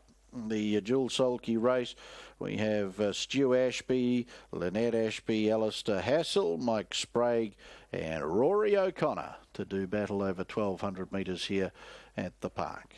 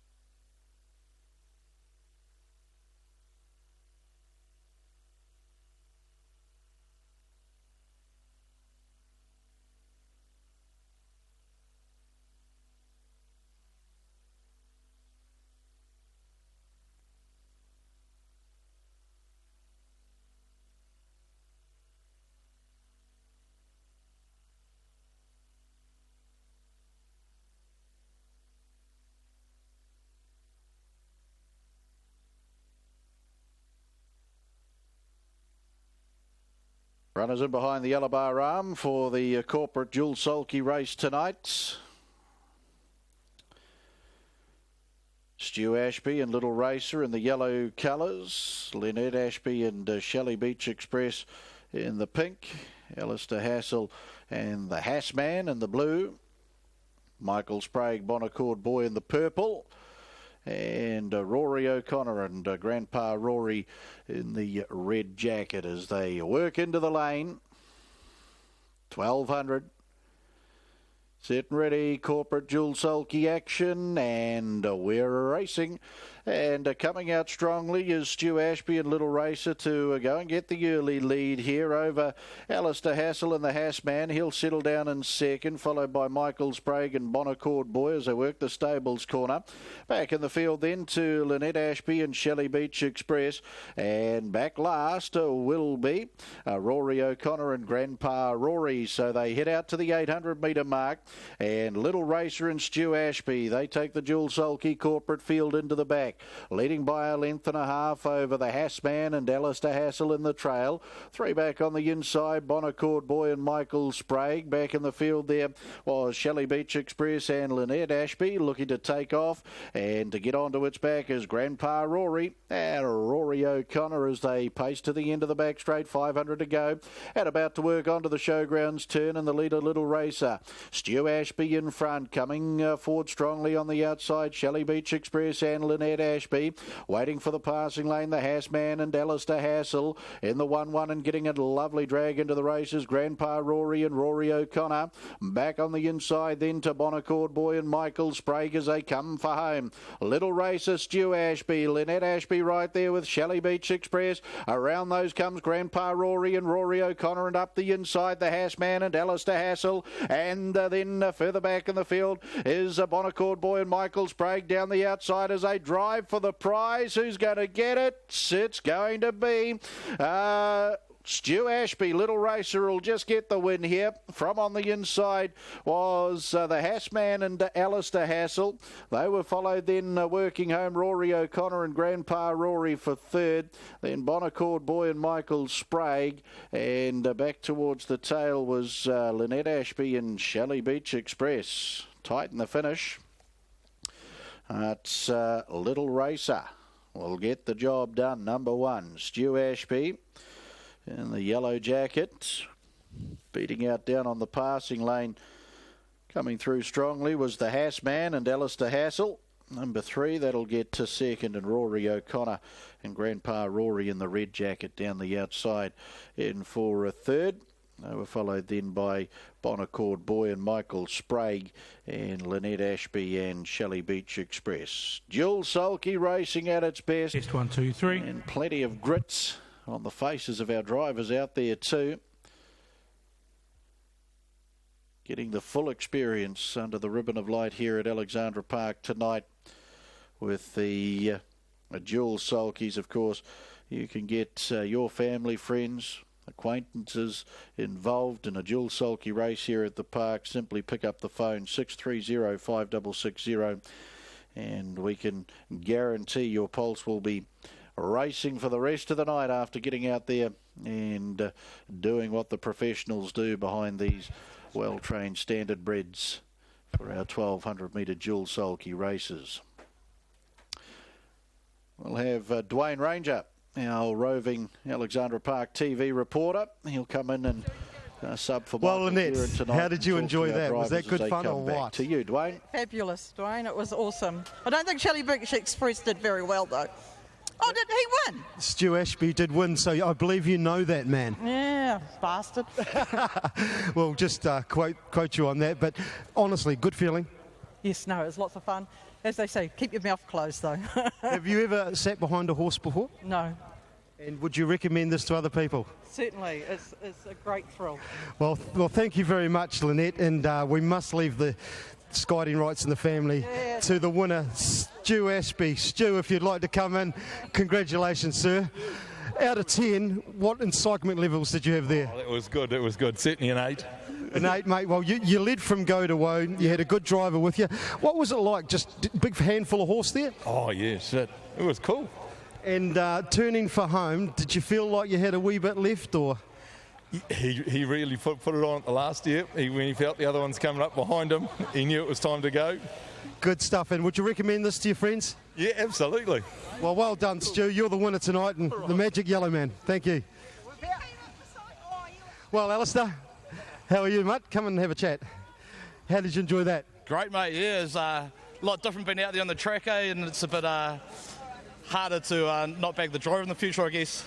Have you driven or ridden a horse before? No, never have. I just the old hack on the beach and that sort of thing, but nothing like this. And you recommend this to your friends? Absolutely, yeah. It'd be great on a nice night as well, and just great to be a part of it all. It's great to have you here, my friend, and all the very best, and we'll see you again one day. Indeed. Thanks very much. Thank you. Here we have Michael. How are you, Michael? Well done. Thanks. Fourth, mate. How did you enjoy that? Thoroughly enjoyed it. One of the best experiences in my life. I could have gone 2,700 metres, I think. So you're maybe looking to get your amateur licence soon? Well, Adrian runs a course, apparently, where she knocks a few roosters like me into shape to be an amateur driver, so you never know. We were talking earlier, mate. You said you had a wee bit of history with harness racing. Obviously, it's in your blood. Well, certainly the gallopers are in my blood. The trotters, I grew up just along the road, and an old fellow, Mr. Pemberton, used to bring his horses along our road to come up to the park in the mornings, and he'd let us hop in the sulky. He had an old mare called Lynette who won a few races, and those are happy memories, actually. We'd have been about 10 or 11 or 12. One of the great men of harness racing, Bill Pemberton, rest in peace. The name carries on, obviously, with Matthew, and he's got some good horses like Dead Cat Bounce. But thank you for partaking, and I hope you spread the word. It's been a pleasure. I certainly will. Thank you, sir. Okay. And last but not least, we have Grandpa Rory, who is really Rory O'Connor. How are you, Rory? Good, thanks, mate. How would you describe that? Oh, sensational.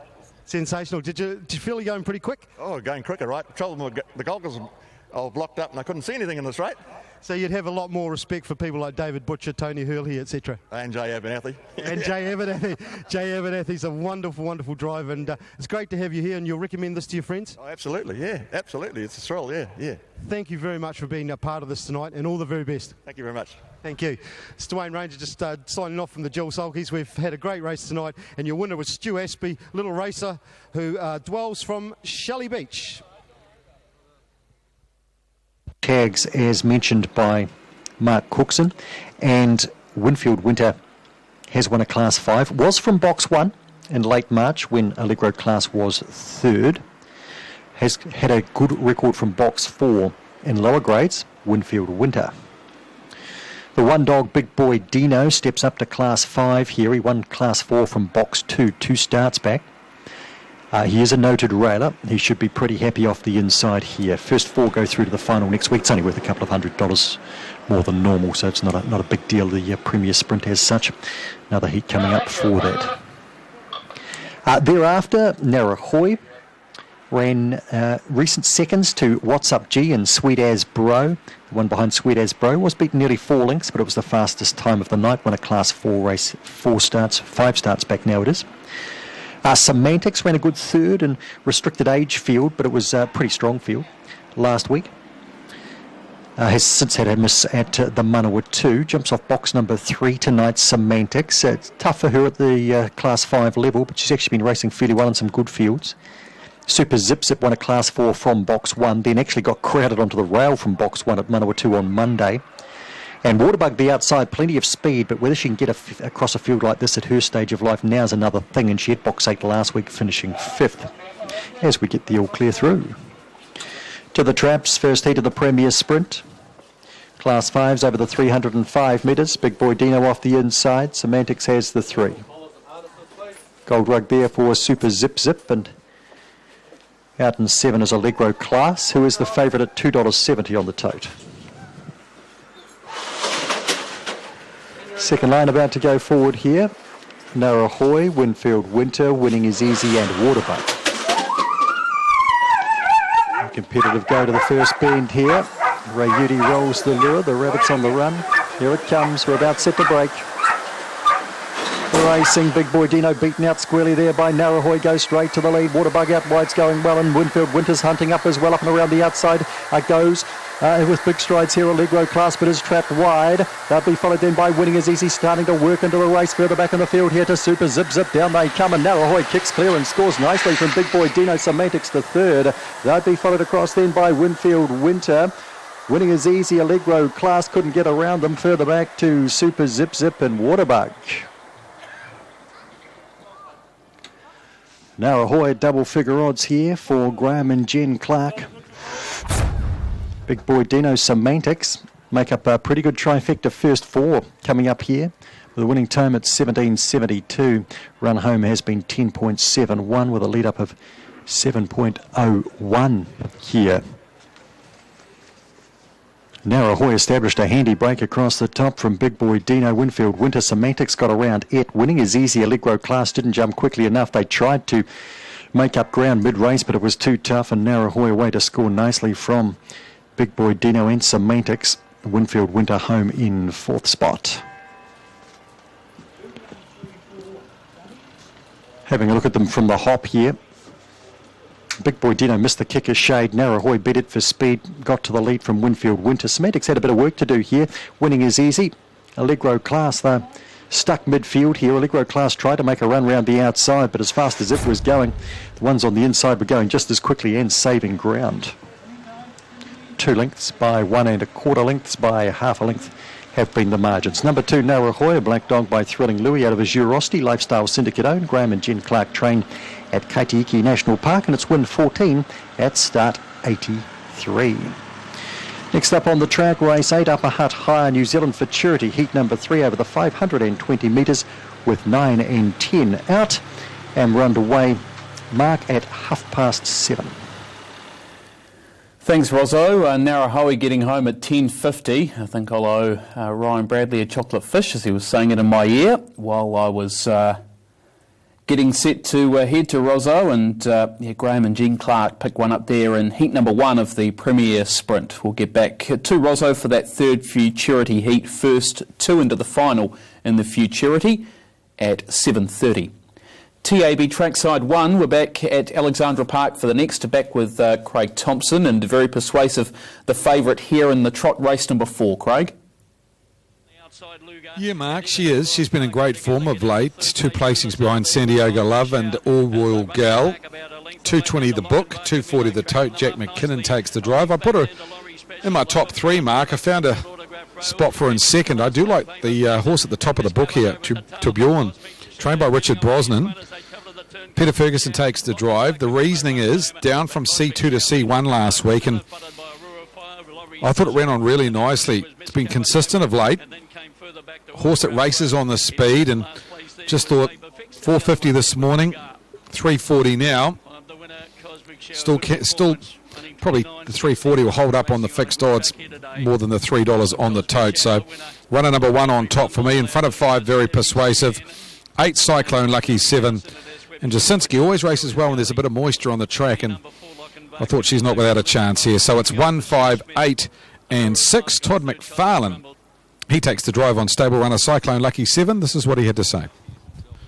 Todd, stable runner Cyclone Lucky 7, they win a New Zealand record last start, and you missed away. You must have been very happy with the amount of ground you made late. Yeah, he was. He sort of missed away, and hopefully I can get him away tonight. He doesn't normally do that, but it was a good run after, considering the times they went. How's his work during the week, or has he had a pretty quiet time? He's probably had a pretty quiet time. He's had a couple of runs in a row, so he seems pretty bright and pretty well. Out of a good family, this one by Majestic Sun out of Cyclone Vance, and yes, they went New Zealand record last start, and he lost a lot of ground, this bloke. He made up good ground, albeit beaten 13 lengths. He was probably 50 metres off them. I thought tonight, if you're looking for one outside, the favoured runners, number 8, Cyclone Lucky 7, not the worst here, made it the best roughie in the race. Outside runners 1 and 5. In that last race, Sir Richie, of course, there was a second win, but being a 3-year-old, it was penalty-free, so be very well placed by Tate Hopkins and Frank Cooney. As we get that result from Wellington, race number 7 at the Dogs, 2, 1, 3 and 4. 11:30 230, 190, 370. Quinellas paid 19.10. Trifecta $432.40. First four numbers 2134, $1,889.80 with a jackpot of $548. Through from the racing desk, Sal passing on all the up-to-date information to us. $1,000 on number one. Bjorn is the best back runner in race number 4 tonight. Race 4, number 1. $1,000 on that. Head-to-head here, Jasinski versus Cyclone Lucky 7 on option 534. 165 versus $2.10. Pick 6 will start race number 5 tonight. A pick 6 where later in the card we're quite light on numbers. I'm very keen on Fiery Luster in the second leg of pick 6. We won't get a chance to do a pick 6 preview prior to race number 5, so I might have a quick look at it now. But I thought in race number 6, Fiery Luster, if you want to go wider up, please. 5 and 9 in race number 6. Or race number 7 tonight, the trot. All Royal Gal's been very good. Barry, our Sir George Gray, and the likes of Katie Hall and Our Dainty Lady. Go wide in that leg. I thought you could get away with God Forbidden Stars and Sound in race number 8 tonight. The trot, Alana Hall and the Almighty Johnson. Race 9, runners 2 and 6. If you wanted one more, everybody knows. Sean McCaffrey aboard tonight. I've been tipping it out. I've got very few hairs left on my head and they're falling out every time I back everybody knows. But we'll give it one more chance tonight. 2, 6 and 7. And then the last, Ideal Bell taking on Cha-Ching Cha-Ching and Little Rascal. 5 to beat 2. In the last. If you have to go short, Fiery Luster in leg number 2. And I thought in the 4th leg tonight, runners 4 and 8. Just a quick look at tonight's pick 6, $25,000. It'll start at 7:40, the Woodland Stud Fillies and Mares Mobile Pace. Aaron White, as I come to you a minute out from the trot tonight, the runner on screen at the moment, I thought downgraded from last week. He's always thereabouts. And Peter Ferguson had a big night at Cambridge last night. Yeah, he certainly did. It was a good night in the office for Ferg, and he's a definite chance here with Tourbillon. I've gone with 5 Very Persuasive, though.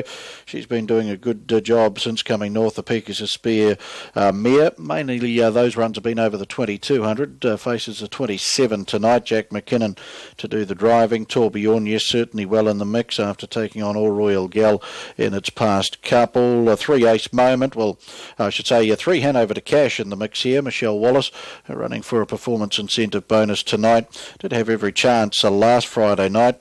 Meets an even field here. And the 6 Jasinski, this is the sort of race that Jasinski could pop up in as well for Luck Chin. 5, 1, 3 and 6, but it's a wide open first leg of the middle treble.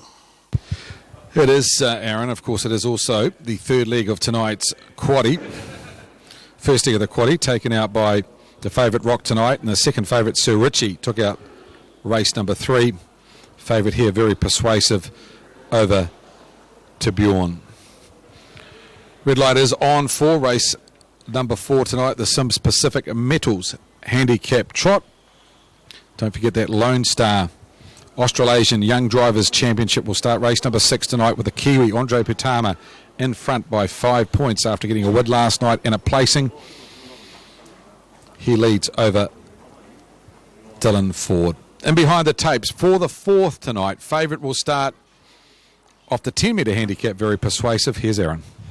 I think in the Sims Pacific Metals handicap trot over the 2,700 metres, the contestants come up to their barrier strands, front and 10-metre barriers in operation again here for the 4th on the program.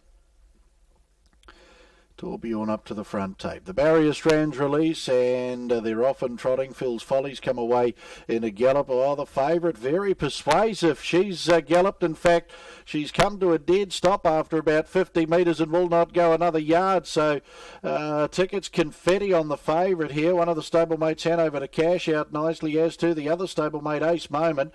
Tourbillon gets the early trail as they sweep across the showgrounds turn. Then Moment of Truth. There followed Cyclone Lucky 7. There's a break of 10 to Jasinski, 3 or 4 lengths, Phil's Folly. And let's have a look back at Very Persuasive. She's got going now, but she's 400 metres off these leaders as the leaders work down the lane. And Ace Moment, Nikki Chilcott takes the Dream Vacation gelding around to the lead. Over Hanover to Cash, Michelle Wallace will trail its stablemate as they work down to the judge and 2 to go. Tourbillon, Peter Ferguson third. Then Moment of Truth and the Wizard, Todd Mitchell, followed Cyclone Lucky 7 and Todd McFarlane. They work the stables corner. Jasinski and Luck Chin and Phil's Folly, Phil Butcher. They're the last of the winning chances, and the favourite has no chance after really messing up just after the start. They're Very Persuasive. 1800 left to go. Ace Moment into the back. Over Hanover to Cash and Tourbillon. They're followed by Moment of Truth, and back in the field Cyclone Lucky 7. Jasinski still second last of the winning chances as they trot an Indian file and work past the lead time. And Phil's Folly last, 1:29 and 2. That lead time. Sims Pacific Medals trot. End of the back straight coming up. 1500 left to go. Ace Moment off the back. Over Hanover to Cash. Going along nicely in the trail. Tourbillon. He settled nicely in third as they sweep across the showgrounds turn. Then Moment of Truth. Back in the field then is Cyclone Lucky 7 with no moves at all in the run.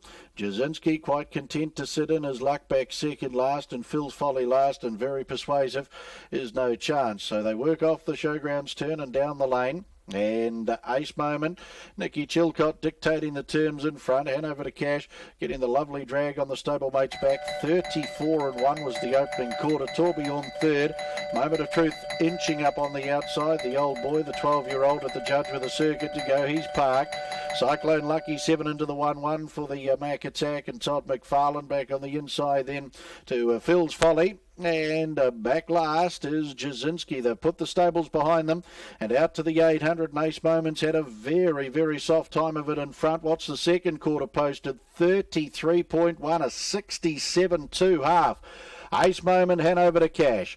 Up on the outside, Moment of Truth, Tourbillon back on the inside, and he's getting right up on the nickel too now is Tourbillon, as he should be with a 67 half posted. Then Cyclone Lucky 7 in the 1-1, Phil's Folly on the inside, Jasinski. The sprinters on now. Ace Moment off the back, a length and a half. From Hanover to Cash and Moment of Truth and Cyclone Lucky 7. Tourbillon all dressed up, nowhere to go back on the inside. Jasinski starts her run and Phil's Folly, 30 seconds the quarter down the back. Ace Moment for home. Moment of Truth right there. Hanover to Cash waiting the passing lane. Cyclone Lucky 7. Tourbillon's about to come to the outside. Further back, Jasinski homeward bound. Moment of Truth. Cyclone Lucky 7. Ace Moment. Hanover to Cash up the passing lane and Tourbillon. Cyclone Lucky 7 on the inside. Moment of Truth is kicking strongly. Cyclone Lucky 7. Moment of Truth. Cyclone Lucky 7. Cyclone Lucky 7. Moment of Truth. Tourbillon up for third. They were followed Ace Moment, Hanover to Cash and Jasinski, in about a length between the whole lot of that half a dozen. Phil's Folly and, of course, Very Persuasive. Did step away okay, but then came to a dead stop 50 metres after the start. Was no chance after that. 3:35.6. And the final quarter in 29. The final half in 59. Just a sprint home. Cyclone Lucky 7. Todd McFarlane will get the win. Moment of Truth, the old boy's gone a good race for second. Tourbillon's gone his usual honest race in for third. Fourth will be Ace Moment. Fifth, it's very tight there between Hanover to Cash and Jasinski out wide. Just a sprint home, Craig, and the best fleet of foot was Cyclone Lucky 7, the Majestic Sun gelding.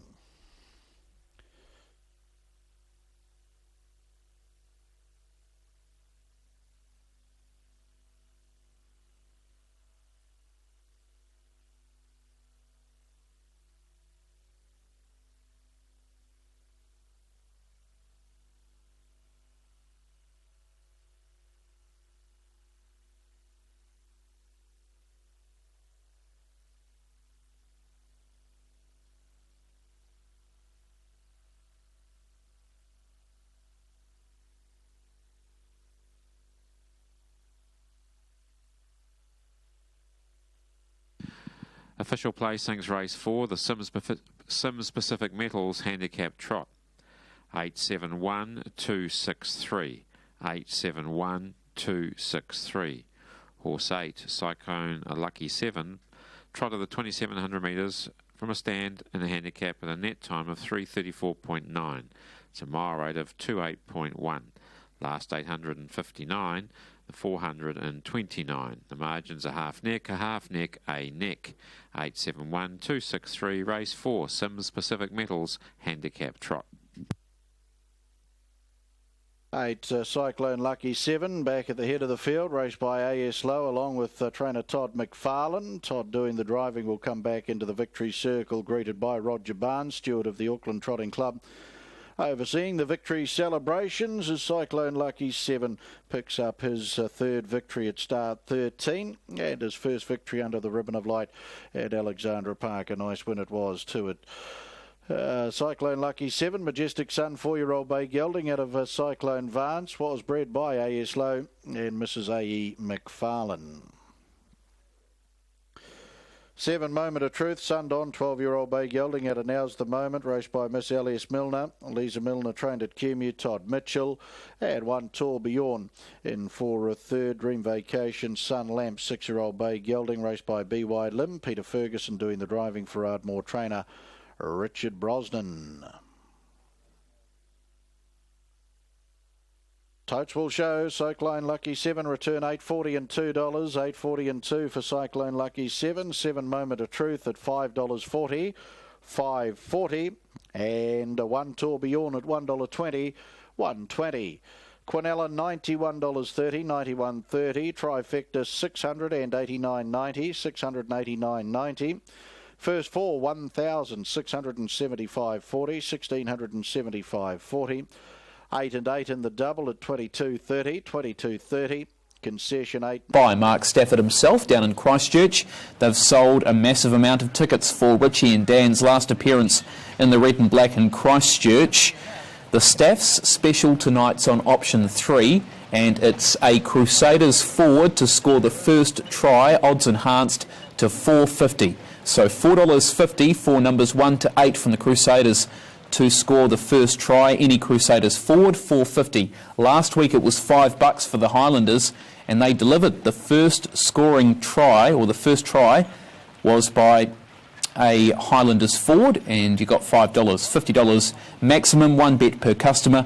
Not available with any other promotion. No multis allowed. It's open until kick-off. So Jason T, so we come to you now and to get ready for this one, the Son of American Ideal, Regal Ideal. Certainly this preparation, it's 4 starts that he's had. He's certainly gone well, and when he was out of the placings, he was finishing on behind a nice runner in Titan Banner. Yeah, exactly right, Mark, and this is a pretty handy mid-grade field, but I think this horse can win Regal Ideal, part owned by George and Marianne Simon. I'm sure George watching on after a hard day's graft at Avondale, so he's lumped his money on at $2.40 obviously, and should be pretty hard to beat here for Dexter. 11 Sammy the Bull. This horse racing great. I swear he's an old fella, but he's only 5. Been around a long time, Sammy the Bull, but racing really well in this grade, and he was second to Anita Onyx at his last start after being 3 wide basically the last lap round Gore, which is a good effort. Macri, number 1, he's won on a 1,000-metre track before, so he goes okay, Macri. So I'm not overly concerned. This is his first look here at Forbury. Nathan Williamson takes the drive again for Katrina and John Price.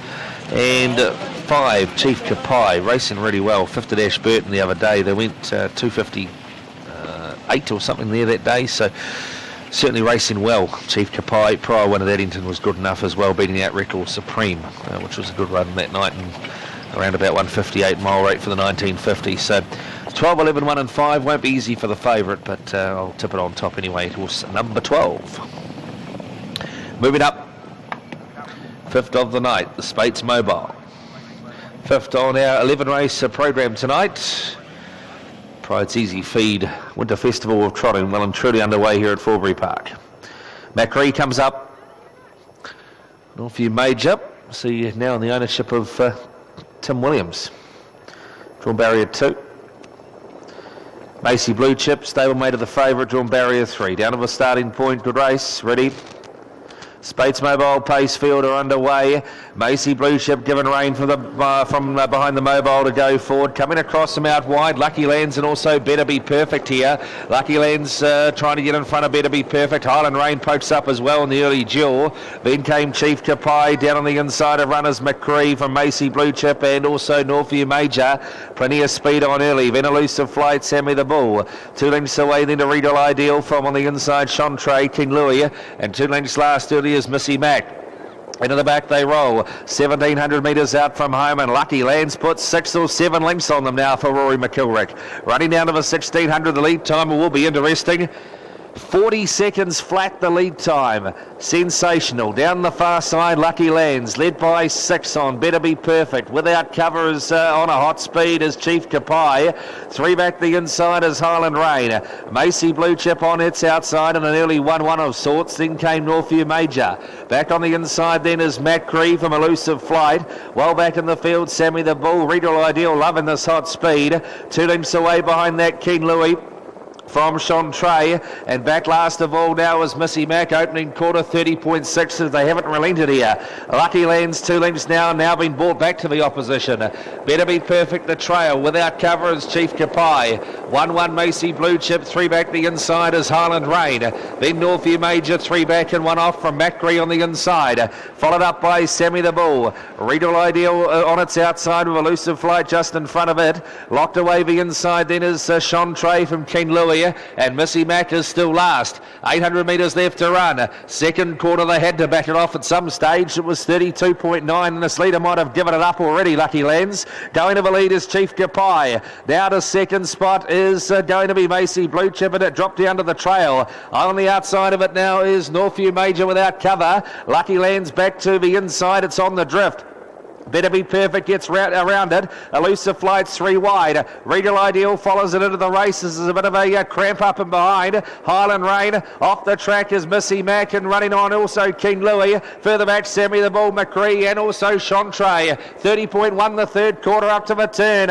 It is Chief Kapai. Northview Major back to the inside. Macy Blue Chip awaits the passing lane. Deeper out Regal Ideal charging into it with Elusive Flight.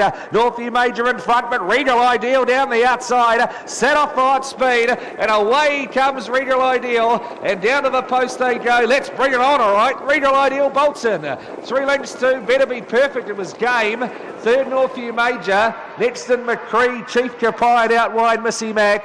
Elusive Flight, Macy Blue Chip, Highland Rain. Back to King Louis, Sammy the Bull, Chantre and Lucky Lands. Fastest lead time I've seen her at Forbury, 40 seconds, and it was first beat, it'll be last. 28.6 the last quarter.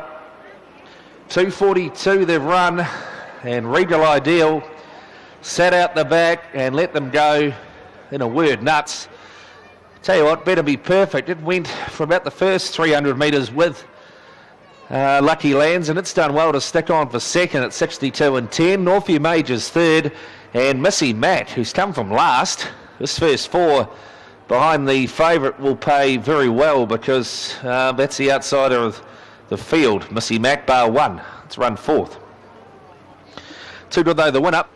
And gee, they went hard there. 40 seconds for the lead time. That is quite incredible. And Regal Ideal with 3-year-old gelding by American Ideal out of Shards of Flying for GJ McKenzie, Mrs. R.H. Dixon, Winsome Dormer, Mrs. K.E. Calder, and George and Marianne Simon. Tony Barron, the trainer at Makarewa, and Dexter Dunn, the successful driver, his third for the night already. Summed that up brilliantly, really, but they played into his hands by that lead time, which is quite startling. Good run for second by Better Be Perfect. That was a big effort, because that worked pretty hard early too from the outside of the gate, and Northview Major's done a good effort for third in front of Missy Mac, who will be one to follow on the Winter Festival of Trotting as it continues on here at Forbury Park. Ken Dempster will wrap it all up after race 5. The winner is 12, Regal Ideal, then 7, 2, 8, 1, 5. The call again, 12, 7, 2, 8, 1, 5. The margin's 2.5 lengths, a neck, a length and a quarter. The winner's time 2:42.36, a mile rate of 1:58.7. The last 800, 59, the 400, 28.4. To check in, 12.72.815. Yes, certainly going to be going on to some bigger things there. Regal Ideal, the son of American Ideal, out of Shards of Flying. Result in a moment after the final leg of the early quaddie. Heat number 3 of the Upper Hutt Hire, New Zealand Futurity. First 2 go through to the final. It's the 8th event on the program coming up next. We'll take a break. Back shortly with Rozzo's preview. Leading owners and trainers, back Dunstan.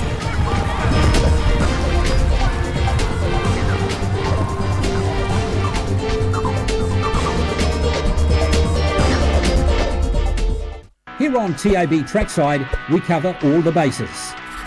And now kick off your sporting day with TAB Trackside Radio. Broadcasting across the nation, an unbeatable combination. The kick-off from 6 a.m. weekdays. Rich Hill Stud proudly presents high-class Australian Group 1 performer, Prasia. Unbeaten in his first 3 starts, Prasia dominated his rivals. But he's much too good. Prasia bolts in 6 lengths. His high cruising speed and brilliant acceleration saw him fight out the finish with some of the greats of Southern Hemisphere racing. Prasia in front, it's a gun deal on the outside, lunges and wins it. To breed to this exciting young sire, contact John Thompson or Mike Rennie.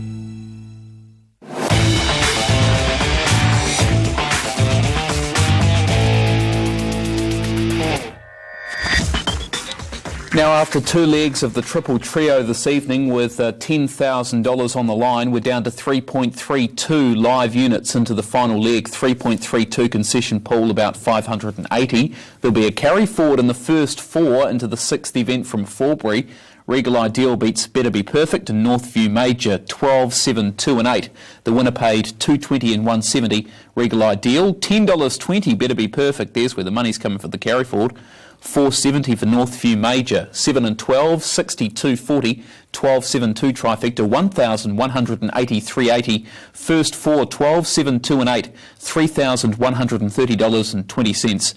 Carry forward most of that to the 6th. Double all the 12s, $4.50, 12 and 7 concession, $32.40 in the early quaddie, 5, 9, 12 and 12, $28.50. 2.5 minutes away from this one. Spud Missile defeated Smash Allegro at its last start here last week. Smash Allegro lines up box 4. Spud Missile lines up box number 1 as the second favourite.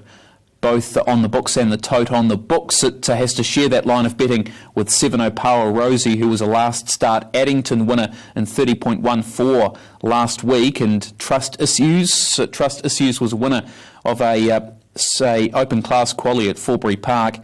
2 starts ago, went to the final, ran 6th behind the old-timer Homebush Chopper.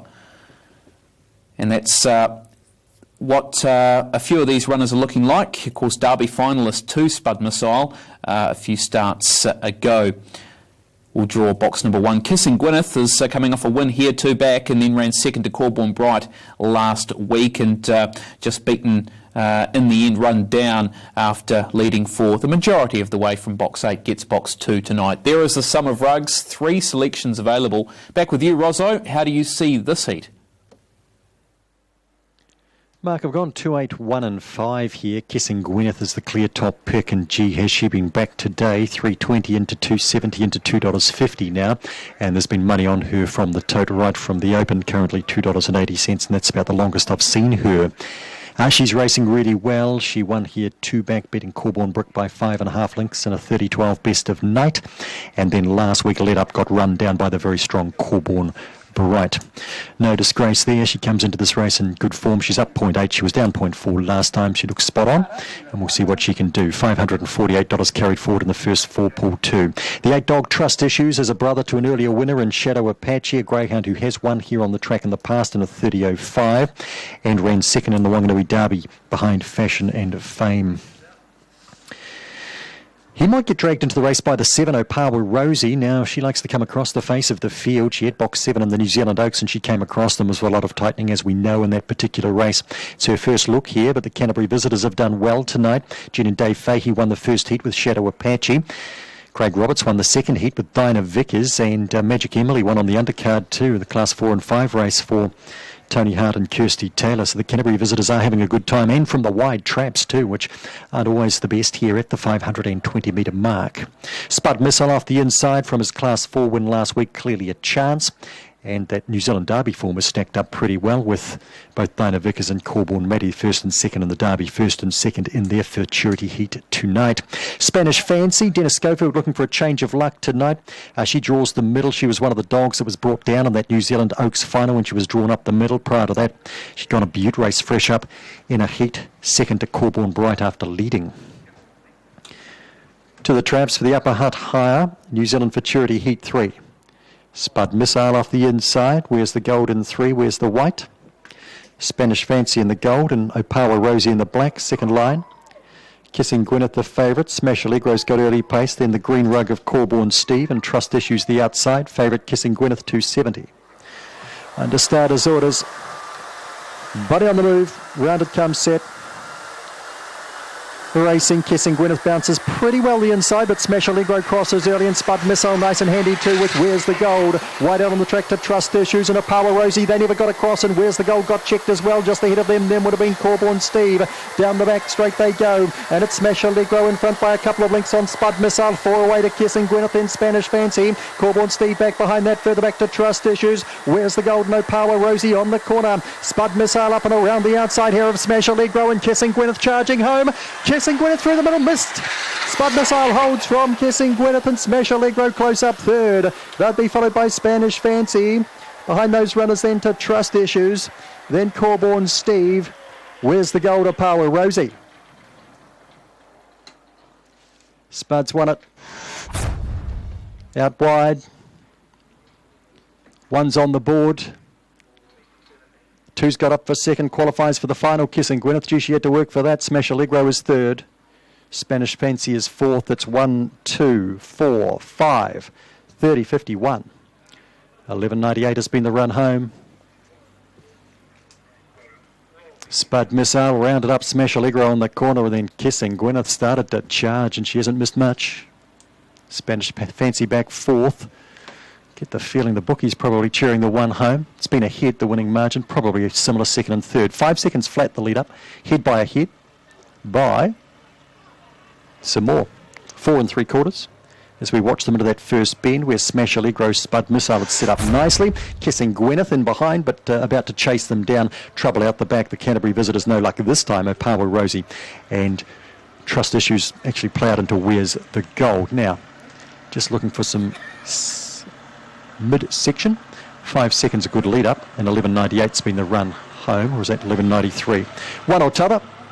We'll round these all up anyway after the fourth and final heat. Spud Missile for Steve Clark is raced by Tracy Potts. It's win number 10 at start number 27. Takes out the third heat, and Kissing Gwyneth goes through as well. 18.58 was that mid-section. I think that's all the details we need to know for now, Mark. Race number 9, the second heat of the Premier Sprint for the Class 5s, goes at 7.59. First leg of a double and the first leg of a quaddie. Thanks, Rozzo. Good to see Steve Clark getting one through there to the final. Of course, he Quinella the race last year with Blitzing Mayhem and Lady Shamby, and Steve gets Spud Missile through from Maramarua Forest off box number 1, paying $4.70 and $1.80 over 2 Kissing Gwyneth $1.20 and 4 Smash Allegro $2.20. 1 and 2 Quinella $3.70, trifecta 1, 2, 4 $71.90, and the first four paid $360.10. 1, 2, 4, 5 double $37.30, concession all the twos $5, and the triple trio through from race day 10%, 0.10 of a winning unit, and the concession, the rest, 3.22 winning units, collecting 181.20. 181.20 to 3.22 winning units, the concession, 0.10 in the main triple trio pool.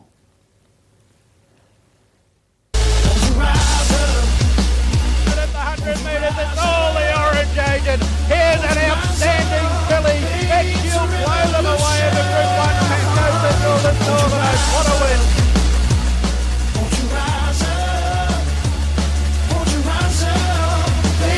It's Classic Alad who's picked the bit up again. When to which better to win? Samart and somewhere. Peppy Brymack flying home with Johnny Air, but Classic Alad fitting into the week at the harness.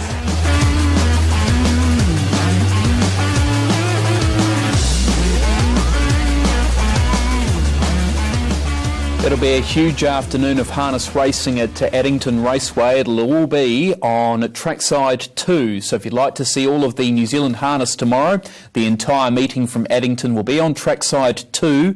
That's Channel 63 from the 1st of 12, which is away at 11:22. This race, the Neville Fillies Series number 37 final. It's a Group 1 event. It'll be on option 808.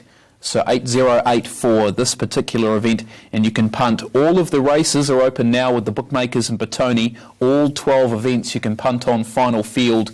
Fixed odds, the Orange Agent $1.90 into $1.65. Over Fight for Glory at $3.25, out to 9s for both Classical Art and Supersonic Misses. We bring in Craig Thompson from Alexandra Park, and Craig, well, the Orange Agent obviously flying the flag for the North Island, and it certainly has the draw advantage over Fight for Glory. Absolutely, Mark. It's a big help to this filly by American Ideal to draw barrier number 2 here. I think she'll go forward from the draw. Really, she's a filly that hasn't drawn well in the past in these big races, Mark, and I think she's got to use that draw and try and get in front of Fight for Glory early on, and I think that's the key to winning the race. If Maurice McKendry can posse up in front or outside the leader, I think it's her race to lose. Very good at the workouts last Saturday, very good at Franklin the week before. She's won 8 from 10 this season, and what we know, she's a very, very good stayer, so she'll make them work very hard. The Orange Agent, Fight for Glory in there, of course. Classical Art, Supersonic Miss, it's a great field. Neville Group 1. Make sure you're watching Trackside 2 with Greg O'Connor there tomorrow afternoon. We're on to our first leg of pick 6 tonight, though, race number 5. Did like Love as a Drug here strongly. Zach Butcher takes the drive. Good second and 2:39 behind Little Rascal last start. Little Rascal go around in the last race tonight from barrier number 1.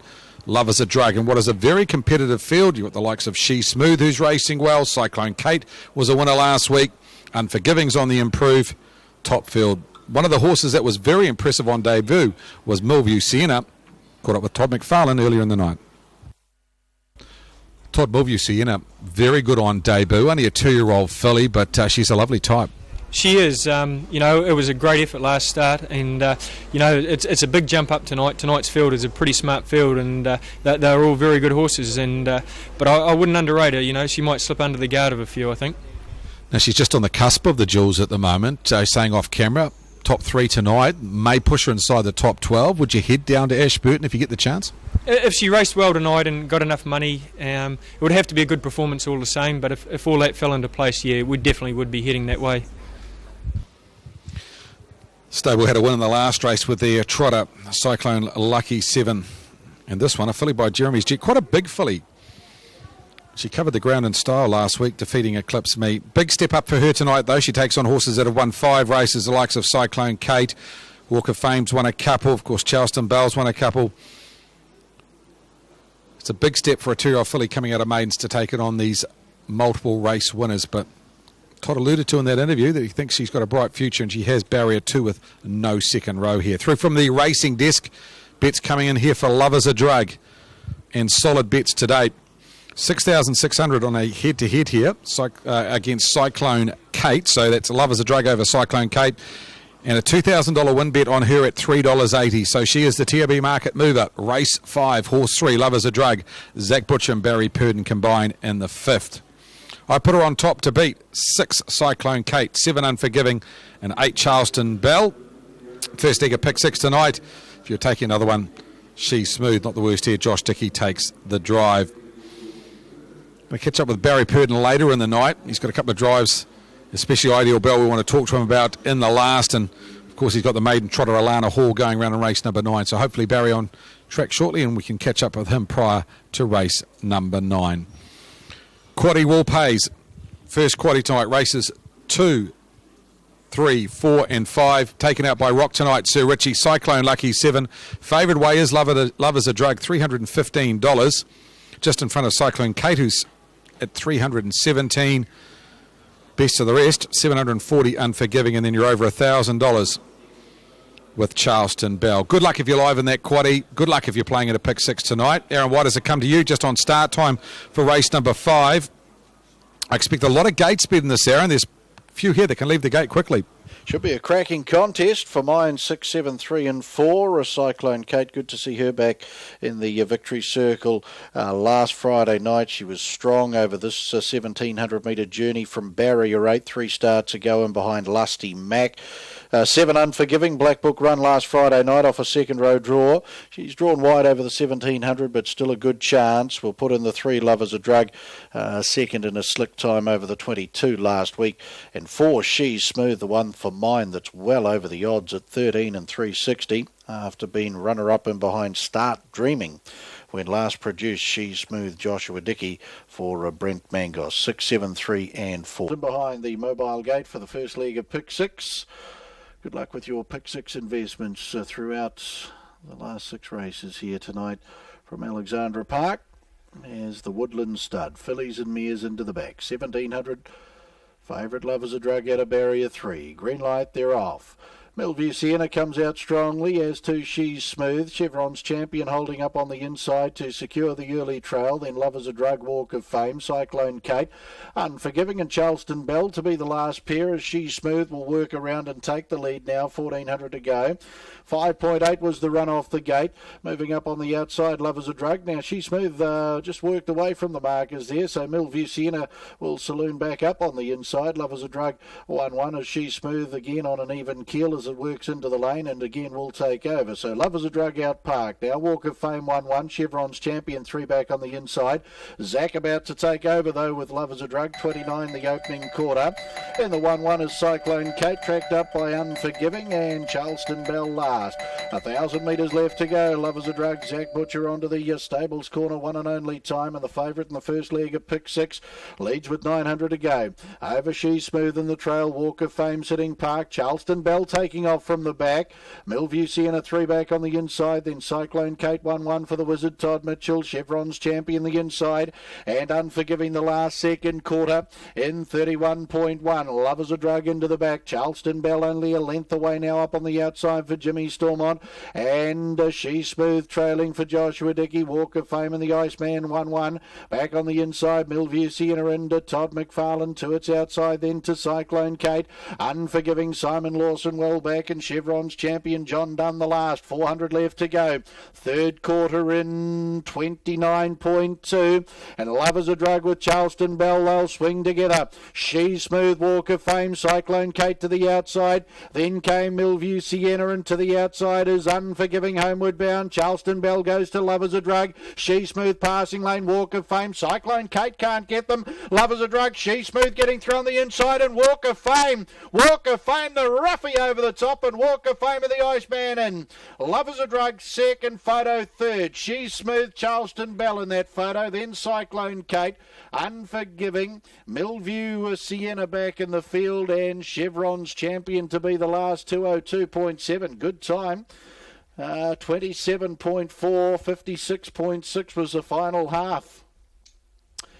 Walk of Fame back into the winner's circle, the second to outsider. She's Smooth was the roughie, the roughest of them, but the second to outsider, Walk of Fame. The Iceman got a lovely 1-1 drag, gets the win. Second, Lovers a Drug, photos third. Charleston Bell's just going to get that in front of She's Smooth, and Cyclone Kate to be the fifth. Woodland Stud, Fillies and Mares, and Craig with the second to outsider, the outsider with the bookies. Already, Pick 6 has taken a decent dent.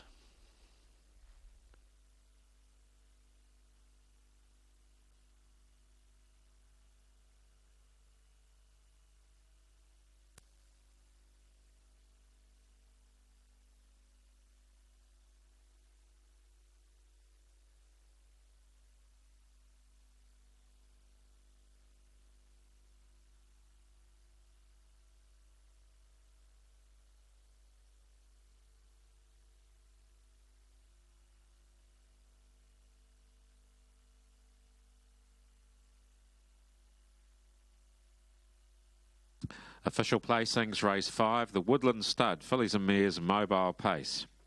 5, 3, 8, 4, 6, 7. 5, 3, 8, 4, 6, 7. Horse 5, Walk of Fame, pace the 1700 metres in 202.73. A mile rate of 156.1. Last 856.6. the 427.4. The margins, 1 1/4 lengths, a nose, a head. 538, 467, race 5, the Woodland Stud, Fillies and Mares, Mobile Pace.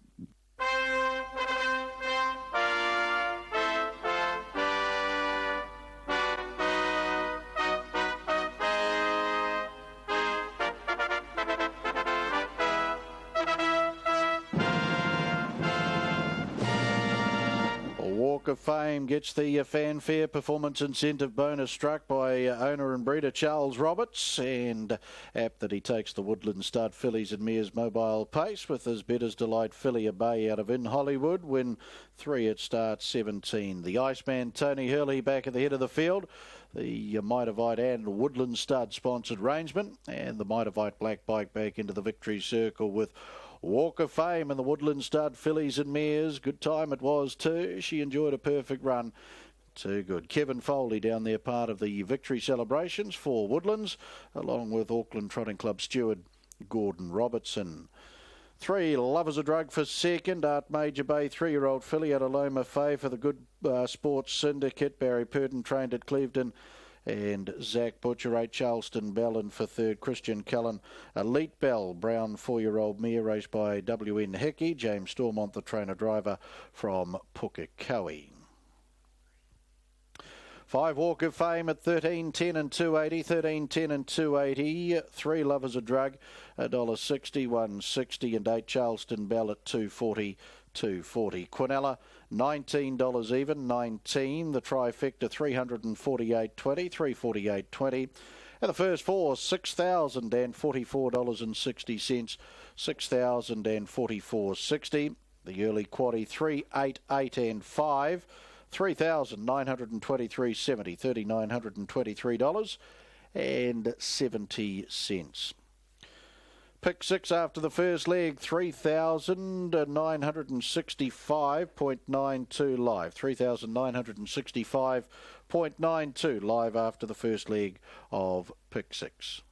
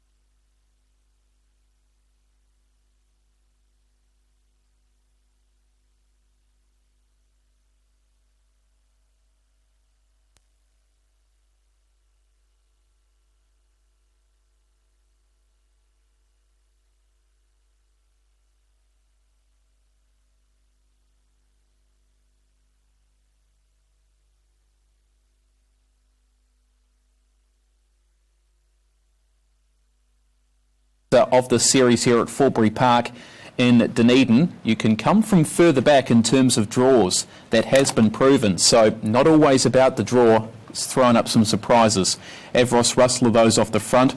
Outside of that, Benora Boy for Terry and Glenys Schmiel. Terry takes the drive, and then number 11, 1 out of 4, who only recently has moved to the beach with Amber Hoffman, was with Steve Dolan. Johnny Cox takes the drive, was second here to Own Eden Onyx 2 starts ago. And a couple of horses come out of races behind Own Eden Onyx, the likes of 007 and others too. Pretty good form from behind Own Eden Onyx. But Avros Rustler on top here, Jace, as we get ready for one of these Sprint Series heats. Yeah, should be an entertaining race, all right. Avros Rustler's won one of these before. He's gone around 126 before. The best time over this trip is 123.8, held by Highview Enwell, who goes around later in the night. Avros Rustler, we've seen it here before. Rory McKilrick won on it one night. He warmed up quicker than what it raced, I think, and went out of a gate, and they couldn't stop him, Avros Rustler. And I think he'll do the same tonight with Dexter aboard. He's sort of made for 1,200 metres as Avros Rustler, and I think he'll win this. Benora Boy is definitely the main danger. Number 6, $3.70. Son of Christian Cullen, Terry and Glenys Schmiel do the training these days. And a Terry in the cart. Good race form in Canterbury. Third, bit of a toss-up, 1 out of 4. Been a fan of this horse for a while. Of course, it's been with Amber Hoffman now for about probably 7 or 8 starts, after being with Nathan Williamson for a while, and 1 out of 4.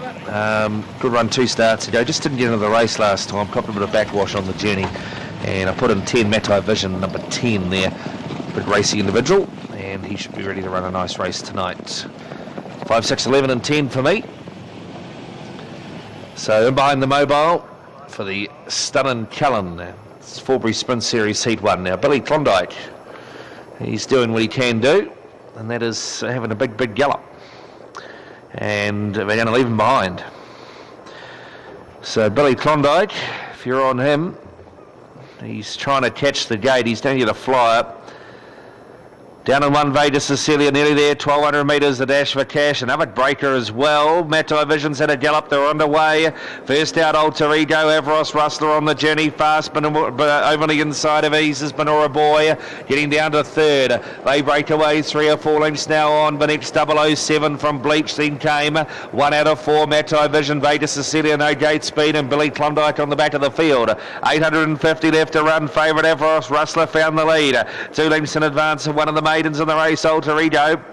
Off the gate in 27.3. A length and a half away, third is Benora Boy. 4 lengths away, 007. 1 out of 4 comes into the race out deeper. Then came Bleach, further away in the field. Then is Vegas Cecilia. Billy Klondike, after missing the start, is now 3 wide and 3 lengths away. Matai Vision, and it's under a drive too. Across the top, 500 left to run. Avros Rustler, a length and a half in advance of Alter Ego. Then came Benora Boy. 1 out of 4, further away, 007. The second quarter, 28.6 up to the bend. Bleach is starting to run on the inside, and deeper out Vegas Cecilia. Billy Klondike and Matai Vision on the turn. The Avros Rustler, he turned it on up front and put 4 lengths on Alter Ego. Then came Benora Boy. 1 out of 4 back to the passing lane. Best of the rest is 007 and Vegas Cecilia. But Avros Rustler, he's going away to store again and get his second 1,200 metre win. And he just quite frankly blew him off the track. 1 by 6, Benora Boy second. 1 out of 4 third. Alter Ego handy enough run for fourth from 007 Vegas Cecilia.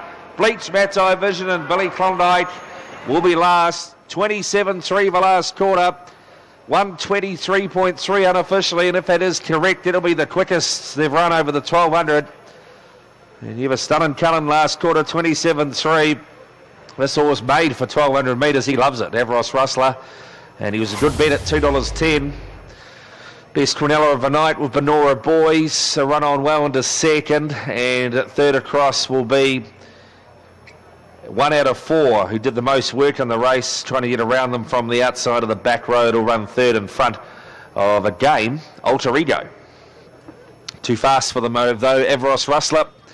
And once he drew barrier 3, he was always going to lead and always going to win, really. 6-year-old Golden by Live or Die at a blazing Avros for the Pettits, RE and Mrs. AG. Andrew Fawkes, the trainer at Burnham, and Dexter Dunn, the successful driver. This horse now, 2 starts, 2 wins at the 1,200 metres, and I reckon it was a travesty. He didn't go around in last season's final. He went around in another race on the program, I think, and I think he would have gone very close to winning the final. And the way he's gone tonight, I reckon he can win the final this time round. The time will be interesting, but the best time before here was 123.8 set by Hovey Enwell, and he's gone very close to breaking that tonight. There's the first heat of a speed series. It's going to be very interesting watching the remainder of these. Race 7's next up at 8:19. Ken Dempster about to wrap it all up. Stunnin' Cullen Forbury Sprint Series, Heat 1, mobile pace. The winner is 5, Avros Rustler, then 6, 11, 4, 8, 1. Call again, 5, 6, 11, 4, 8, 1. The margin 6 1/4 lengths, 1 3/4 lengths, 1 3/4 lengths. The winner's time 124.02. The last 856.3. The 427.1. To check in, 5, 6, 11, 4, 8, 1. So there we go, Dexter Dunn sitting right back in the cart there. You could see him American style, the sprinting there where they go over the mile, and they sit right back in their carts there. And Dexter, I'm sure, learnt a bit of that when he was over there, and did that today with Avros Rustler. You could see it as he travelled down the back straight and then changed position, had a good look over the shoulder, a massive look over the shoulder. He was well clear and wins the short-priced favourite. That's another winner for him tonight. I'm pretty sure they would have shut shop on that Drivers' Challenge already if they haven't. We'll see. You probably only get $1.04 still, $1.03. That'd still be generous. Wellington Greyhounds next up on TAB Trackside 1, race number 9. We've got the first leg of the quaddie on the way. It's heat number 2 of the Premier Sprint Series, and YOY is the favourite at this stage, is coming off placings behind Corborn Midget and Call Me Ralph. Alpaca, runner number 7's at 5s across the boards, got form behind Call Me Ralph and Sweet As Bro, a 4th and a 3rd respectively, and that's the same form line in terms of finishing behind those exact same dogs as Narahoe, who was a $10.50 winner. $10.50 shot, won heat number 1, and Alpaca is coming off that recent 3rd to Sweet As Bro was just on Monday at the Manawa 2, and has been racing well over the sprint journeys. And then 6 is odd for both the Senorita Tina and Spring Major with bookmakers, and Scott No Mates too with the bookmakers, a wee bit shorter there on the tote, and this is its first go up with the C5 dogs, this time in start number 24 for Scott No Mates. Mark Rosanowski, race number 9, first leg of the quaddie. You previewed this earlier on today with Liz Whelan, and what are your thoughts here once again around race number 9 and through that quaddie? It went wide, and anchor in the last, Mark, with number 8, Pop Some Tags in the last. Back up if you wanted in the last, the 1, Ginger Cole, but happy to go with the anchor Pop Some Tags, and went half the field with my top 4 selections, and the other 3 heats, legs, I should say, which look pretty tough. 1, 3, 4, 7, 2, 3, 5, 8, 3, 4, 6, 9. Not in that particular order. In this heat, numbers I wrote down 3, 1, 7, and 4. Forbury Park, 5 Avaros Rustler there, $2.10 $1.60 for the 6, $2.10 the 11, Quinella $2.50, $14.10 trifecta, first 4, 5, 6, 11, 4, $156.80. Dog 3 here, Spring Major. Look, he is a risk because he's up to class 5 and he's a slow beginner, but he just keeps doing the job. Here's the current favourite. Spring Major, YOY, off the inside. She did have box 1 2 starts back, just a run I thought, behind Corborn Midget that day. She was a slick winner 4 starts back from box number 5 and the fastest of the night, 17:39. Just a touch disappointing, if anything, since I thought, but did put her in for second nonetheless. She's fast. Sum of rugs. We've got 3 options again, under 10.5, $2.80, 11 or 12, $3.70, over 12.5, $2. Where have I come up there? I've come up with 11. Play the $3.70. If I'm convinced those top 3 selections will be the first 3 home. Not sure I'm convinced. It's a tough go, but Spring Major's out at $8 on the tote. I think it's worth the risk, and for the reason that although he's slow off the lids, the last 2 times he's found the rail quickly from box 3, and he's still got up and won comfortably enough from Winfield Winter, who's racing well, and Scott No Mates, who is a chance here and also steps up to class 5, and Scott No Mates with just a ton of early speed. There's the 7 Alpaca. You back her, you'll get a run. She'll give her very best. She got into a bit of strife last week off a slow beginning. She still got up for 4th, and then she ran 3rd behind Sweet As Bro in Allegro class on Monday. Alpaca, her latest win 5 starts back, and as I say, she'll just give her best. Sometimes she's just not away that cleanly, and she has to clear the traffic. It can take her a wee bit of time. On the odd occasion she does jump. Obviously she becomes very, very difficult to beat. There's Senorita Tina for Marcy Flip, another who is racing pretty well, who ran 2nd in a restricted age race last week, beaten ahead by Clamped, and Clamped is amongst the rivals again today, but Clamped has box 6 tonight compared to box 1 last week. And Senorita Tina came across from the 8 last week and did a good job of it too. She is a greyhound who likes the inside, and she's won 4 from 5 from box 1, and she has been a winner from box 2. To the traps, second heat of the Premier Sprint for the Class 5s. YOY off the inside. Box 3 for Spring Major. Gold Rug Super Rooster. Alpaca out in 7. Here's the favourite, YOY, $2.90. Second line about to come up with Senorita Tina. Scott No Mates, Clamped, Corborn Midget. She finds it tough from the 8 as a rule. Buddy on the move, round it comes. Second heat of the Premier Sprint just about set. The racing YOY springs very nicely here. Coming out nicely too. There would have been Super Rooster. Scott No Mates has missed it tonight. Just getting ahead of that. There would have been Senorita Tina, and Alpaca's got it to fourth. Races sort of split up a wee bit here. Clamped as well back in the piece with Corborn Midget, Spring Major and Scott No Mates around the corner. YOY charging at it here. Senorita Tina from YOY. Third to go by there would have been Alpaca. Would have been followed across there by Super Rooster and Spring Major and Clamped. Corborn Midget and Scott No Mates missed the kick tonight, paid the price.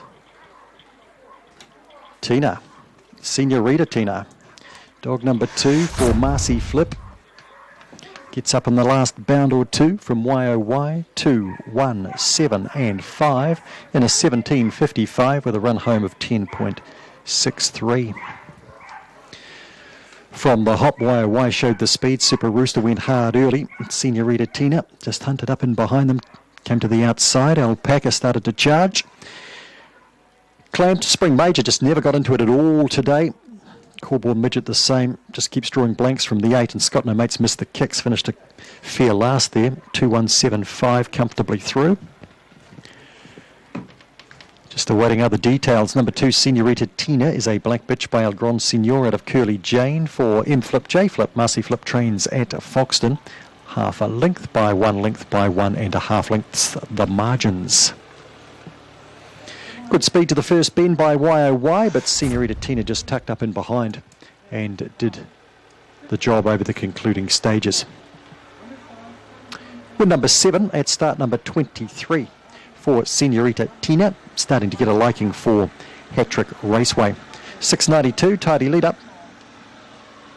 And pretty solid overall time, given the times over the sprints tonight. Race 10 tonight, the Upper Hutt Higher New Zealand Futurity Heat number 4. Due to go at 8.29, it's the first leg of a treble. 2 more spaces up for grabs in the Group 1 $21,000 final next week. And Mark, probably the most interesting thing to come out of that previous heat, Smash Allegro running third, clocked to 30.54. 1/100th of a second faster than Corborn Crouch in the previous heat. So as it stands at the moment, Smash Allegro's first reserve for the final and Corborn Crouch's second reserve. And that could change if the third place getter in the last heat runs faster than 30.54. We will find out a touch after 8.29. Yeah, again, we've got competitiveness for those last spots there in terms of place getters and trying to get those reserve spots for next week's final. Of course, thedogs.co.nz, thedogs.co.nz for more information after things tonight are all said and done. But Rosso will bring us those details. Senorita Tina, $7.190 number 2, over 1 YOY, $1.50. 7 Alpaca, $1.50. Quinella, $11.90. 217 trifecta, 64.70.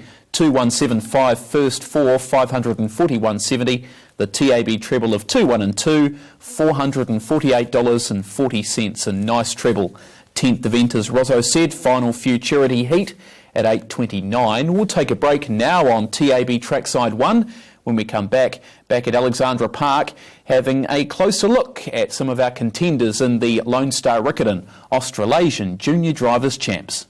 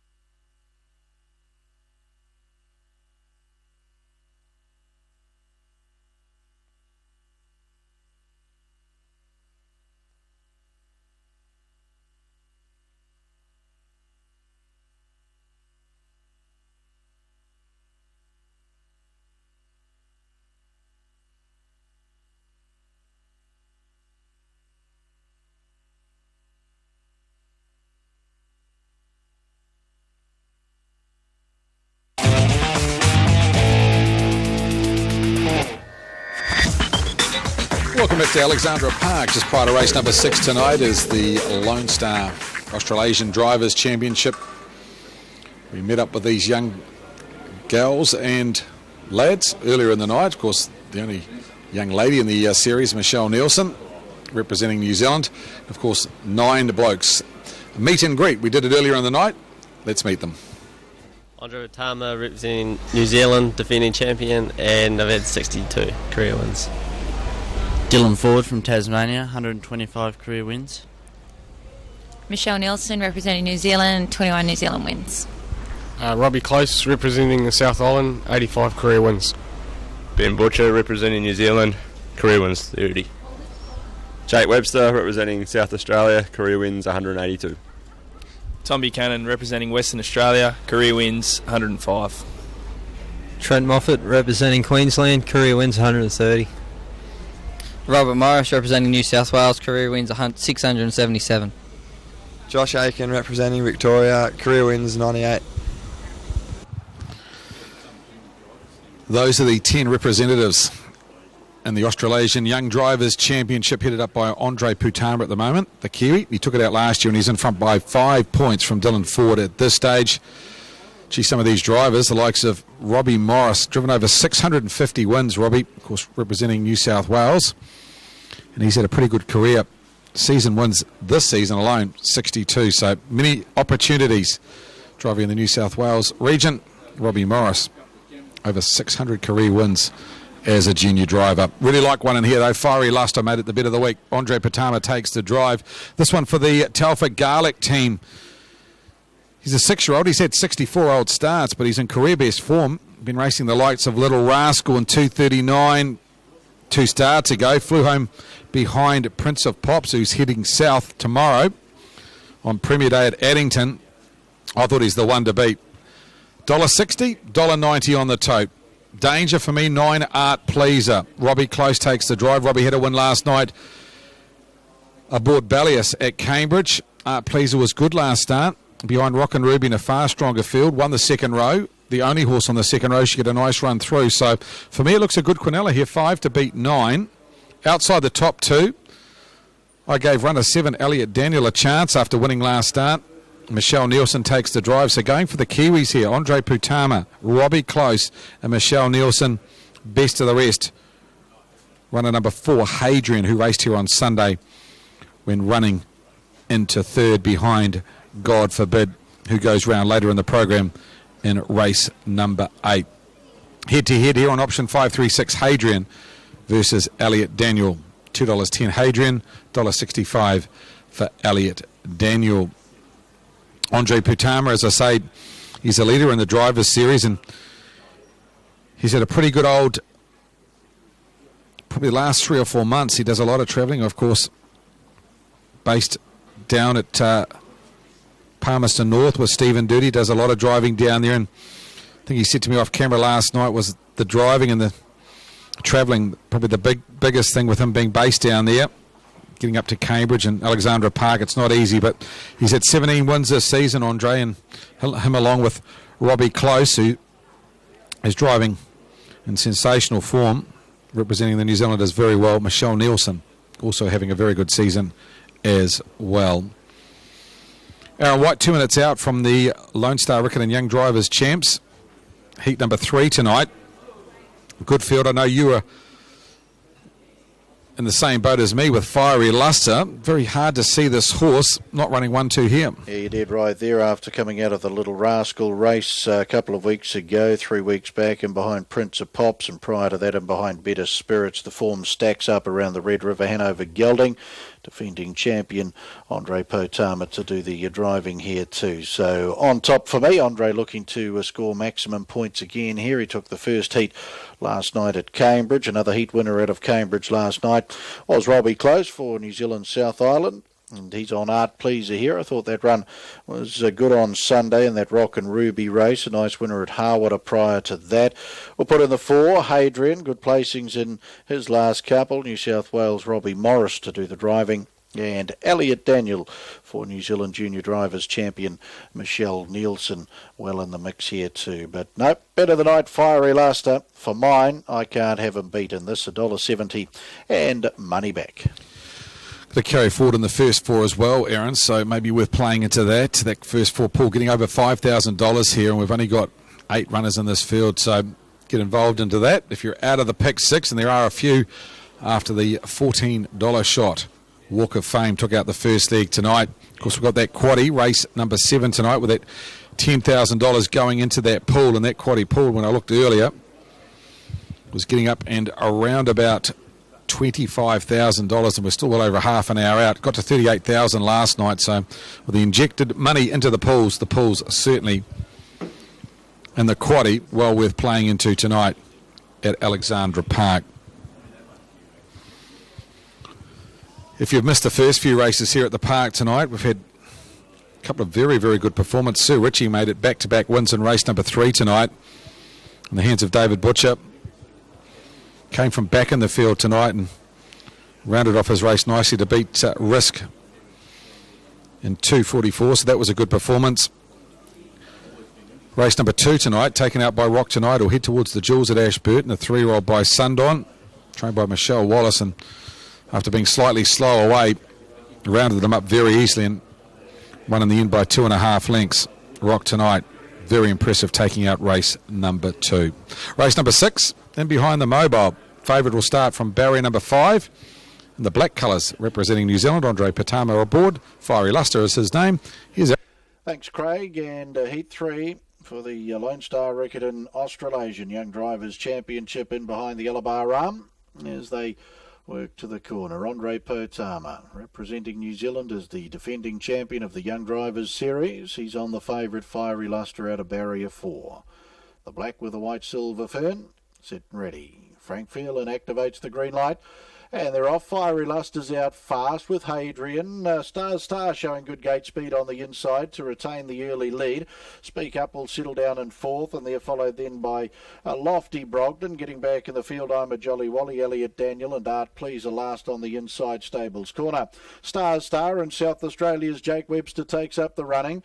A length and a half Hadrian for Robbie Morris out of New South Wales, and getting around runners Fiery Luster and the defending champion Andre Potama planted 3 wide as they work up into the back straight. Then Lofty Brogden for Tasmania's Dylan Ford. Back on the inside then to Speak Up for Victoria's Josh Aiken. Back in the field then, back a third last is Elliot Daniel for New Zealand Junior Driver champion Michelle Nielsen. Back second last time a Jolly Wally, New Zealand's North Island representative Ben Butcher, and New Zealand's South Island representative Robbie Close, and Art Pleaser the last an elite time of 42.3. Lone Star Riccarton Australasian Young Drivers Champs Heat 3, and Fiery Luster the favourite now round a lead. Lofty Brogden up to second, out parked, and getting that nice run now back on the inside as Hadrian in the trail is moving forward as Art Pleaser around runners quickly for Robbie Close. They're followed then by Elliot Daniel. Back on the inside Star. I'm a Jolly Wally back second last, and last on the inside Speak Up. 32 and 6 was the opening quarter, a lap left to go, and Art Pleaser for New Zealand South Island representative Robbie Close onto the stables corner. Over Fiery Luster in the trail. That leaves out Park Lofty Brogden again. Hadrian 3 back on the inside for New South Wales. Robbie Morris then came in the 1-1 as they work into the back. Elliot Daniel 29 and 4 that second quarter. Back on the inside Star. I'm a Jolly Wally's well back in the field, as to his Speak Up. Through the back they go. Art Pleaser leads from Lofty Brogden on the outside for Tasmania's Dylan Ford. Back on the inside Fiery Luster travels nicely for Potama. In the 1-1 is Elliot Daniel for New Zealand Junior Drivers champ Michelle Nielsen. She's in a striking spot. 400 left to go. Hadrian back on the inside. I'm a Jolly Wally. Star Speak Up. 28 and 7 the quarter down the back. Art Pleaser for home. The danger's right on its back though as they come for home. Fiery Luster then Hadrian. Getting around runners Elliot Daniel homeward bound. Art Pleaser looking to get after it now is Fiery Luster. Art Pleaser, Fiery Luster. Andre Potama, the defending Australasian Young Drivers champs, and he'll get 2 wins in the first 3 heats, and he rockets away with Fiery Luster. Second over Art Pleaser for Robbie Close, and Star Jack Webster getting through for third. Then came Hadrian. They were followed back in the field then to Lofty Brogden. Further away was Elliot Daniel. They were followed in by Speak Up, and the last time a Jolly Wally 241.7. 28.5 was the run home.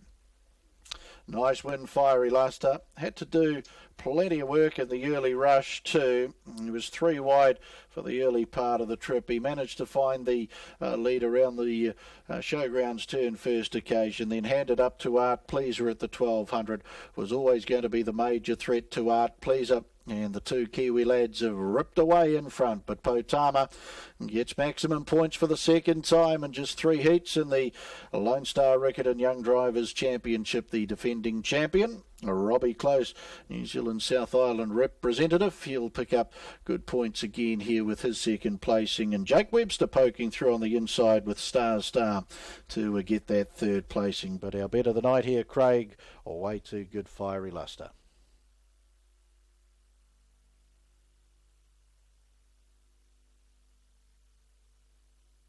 Official placings, race 6, the Lone Star Riccarton Young Driver Championship Mobile Pace. 591-476, 591-476. Horse 5, Fiery Luster, paced the 2200 metres in 241.72. Mile rate of 158.3. Last 857.2. The 400 in 28.5. The margins, 3 3/4 lengths, 5 1/4 lengths, 1 1/4 lengths.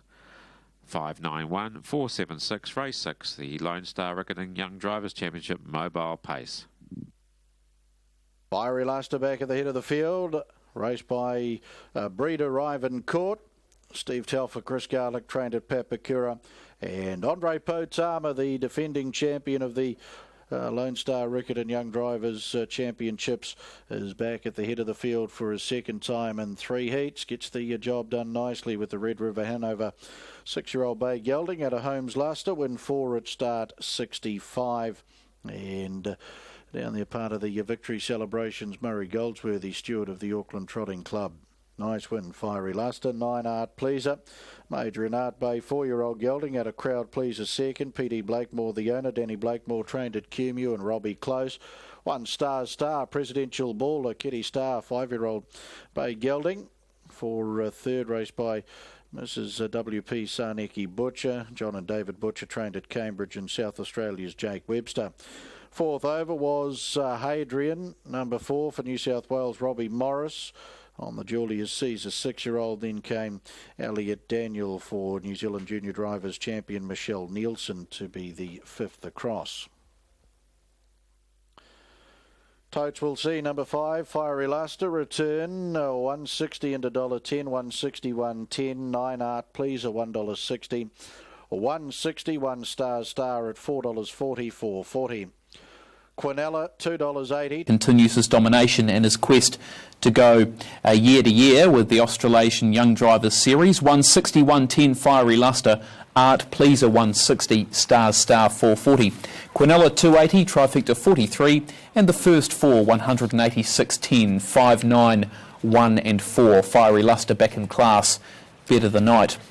All the 5s, the double, 22.40, concession 21.90, and the treble, 347.90 on 8, 5 and 5. Jason Tees, speaking of Golden Gate, who we just talked about, the 7-year-old at start 32, you're quite keen on this one. Yeah, it was massive last week, Mark. Deserved to win the race. Just got run over by another horse in the race. It didn't do as much work as it. John Ryan has to get down to the pegs with this horse, and if he can, it will be very, very hard to beat. Certainly did handle its latest Forbury assignment very, very well, and it was the only concern last week. So she's the best horse in the race. If she fronts up, she can win. Bono Hess certainly the main danger, number 14, the old mate. He found winning form last time, and he should be right in the race again. 16, Octave New. Very consistent trotter these days, one of the most improved trotters going around down here. And at number 7, Continental Boy. First up for Brendan McClellan last start was good, and handles Forbury Park very well, and will be right in the fight again. Not far off, race number 7, Pride's Easy Feed, handicap trot. 2,700 metres, Lima Lad comes in, Mumbeat Lyle, all the way back to C1 these days. Beyond a Joke comes in, hold on to your spurs. City Courage off the front line. Stablemate Cheeky Pat is on the second line. And they come. should go shortly.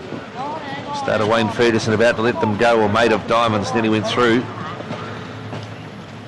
Steadies again, ready, racing, and away they go. Mumbeat Lyle trotted off the mark beautifully. Beyond a Joke has gone off stride. Made of Diamonds made a great beginning, is tearing off towards the lead. Hold on to your Spurs, settles down third. 3 lengths away, Continental Boy from Lima Lad. They're followed by Apollo Mission, then came Cheeky Pat. On the outside then is going to be OK Vanu on the way forward from Bono Hess. They break away, 25 lengths now on the next one, who is across the top, Scarlet Lane.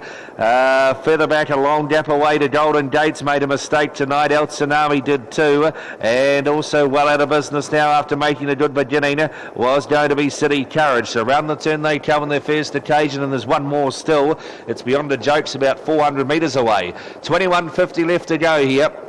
They're spread out over a country mile, and it's Mumby Low in control by a length and a half in advance of Made of Diamonds second. Third is Hold On To Your Spurs.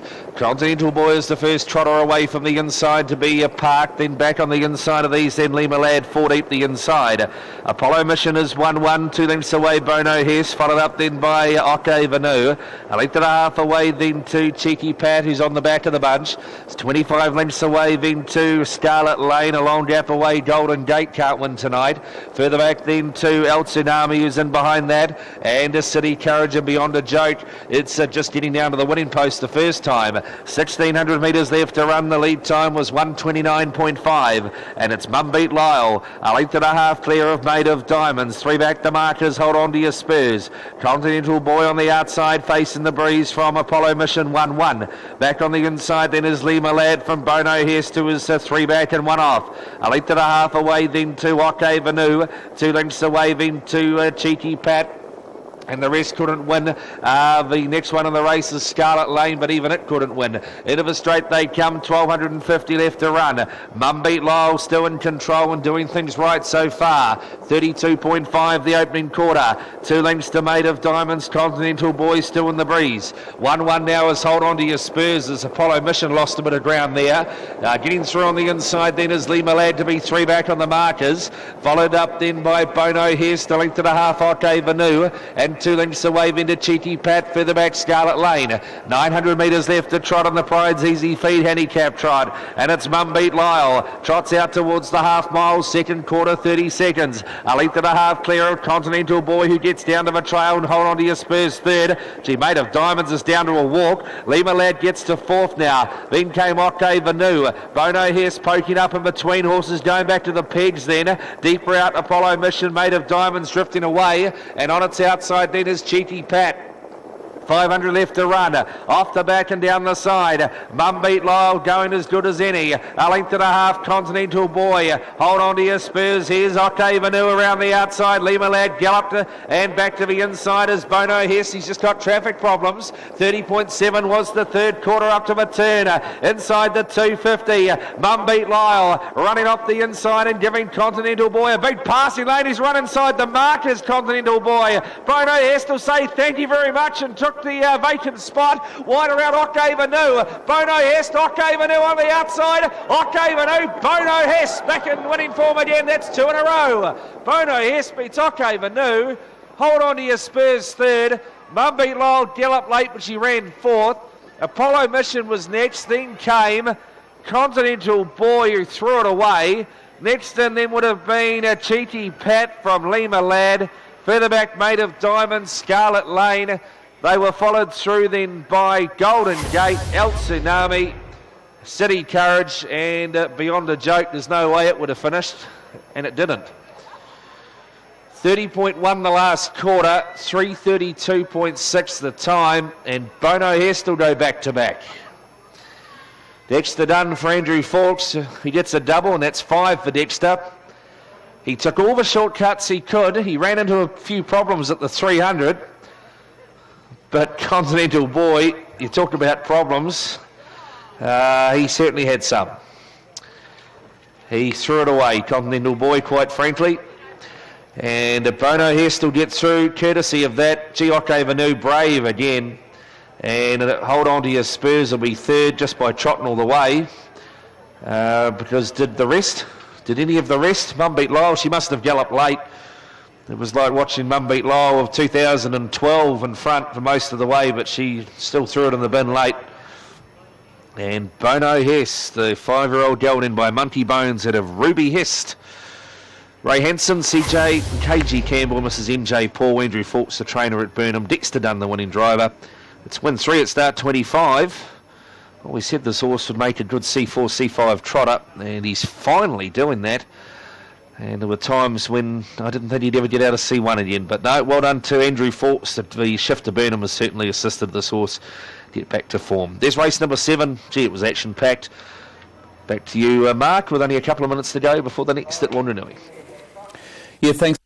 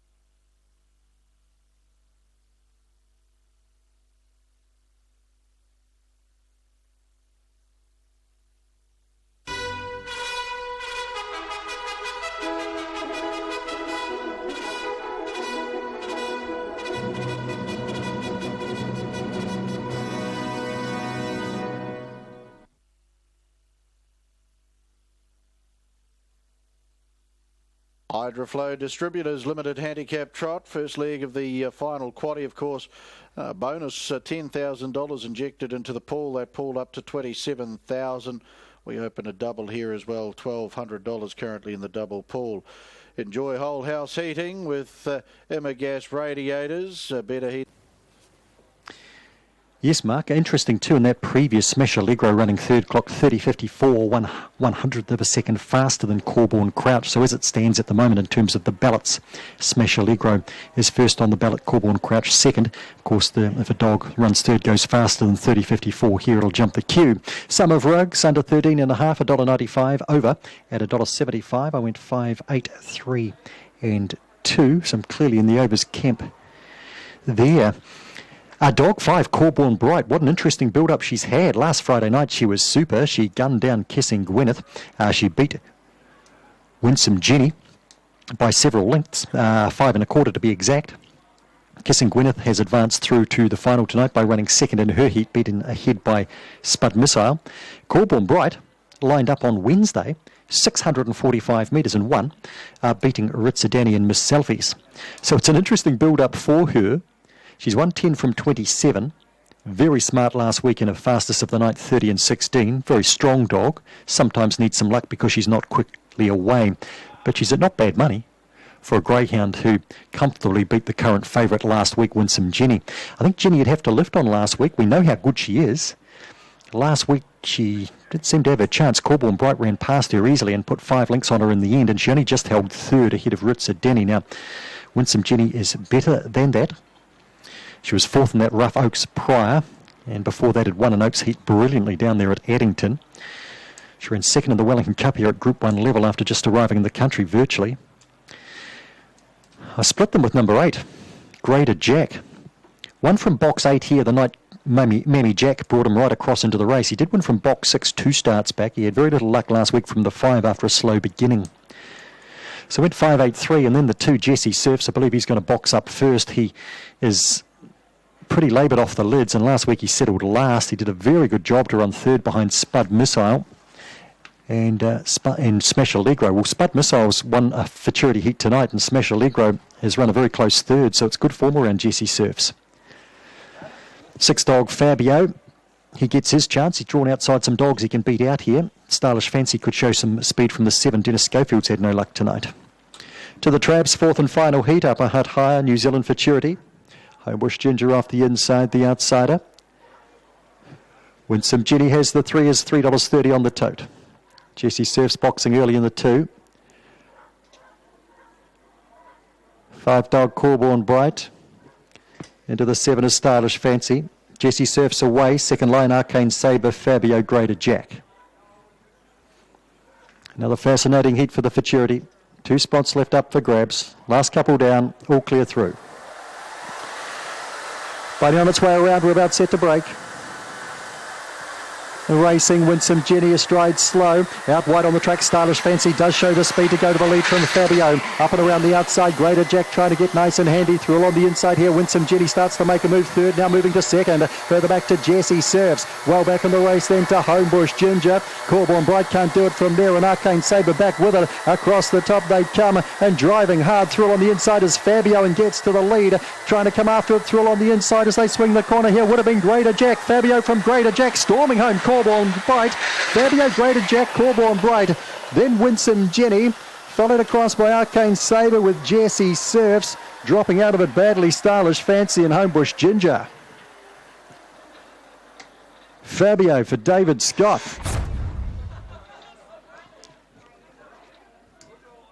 David Scott, who sponsored a race earlier in the night named after his late mother. I heard some shouting on the corner. I'm sure it'll be him. And he's bolted in here from Greater Jack. Corborn Bright's come from last. And Winsome Jenny back in 4th spot. She seemed to have a chance. She probably got, well, she may have got tangled up across the top with Stylish Fancy, but from the hop, Fabio came across and bumped a few. Winsome Jenny seemed to be getting handy enough here. Stylish Fancy took up the leeway, went to the lead. Greater Jack got nice and handy early. He's earned a spot in the final. But the honours here with Fabio. How's the time?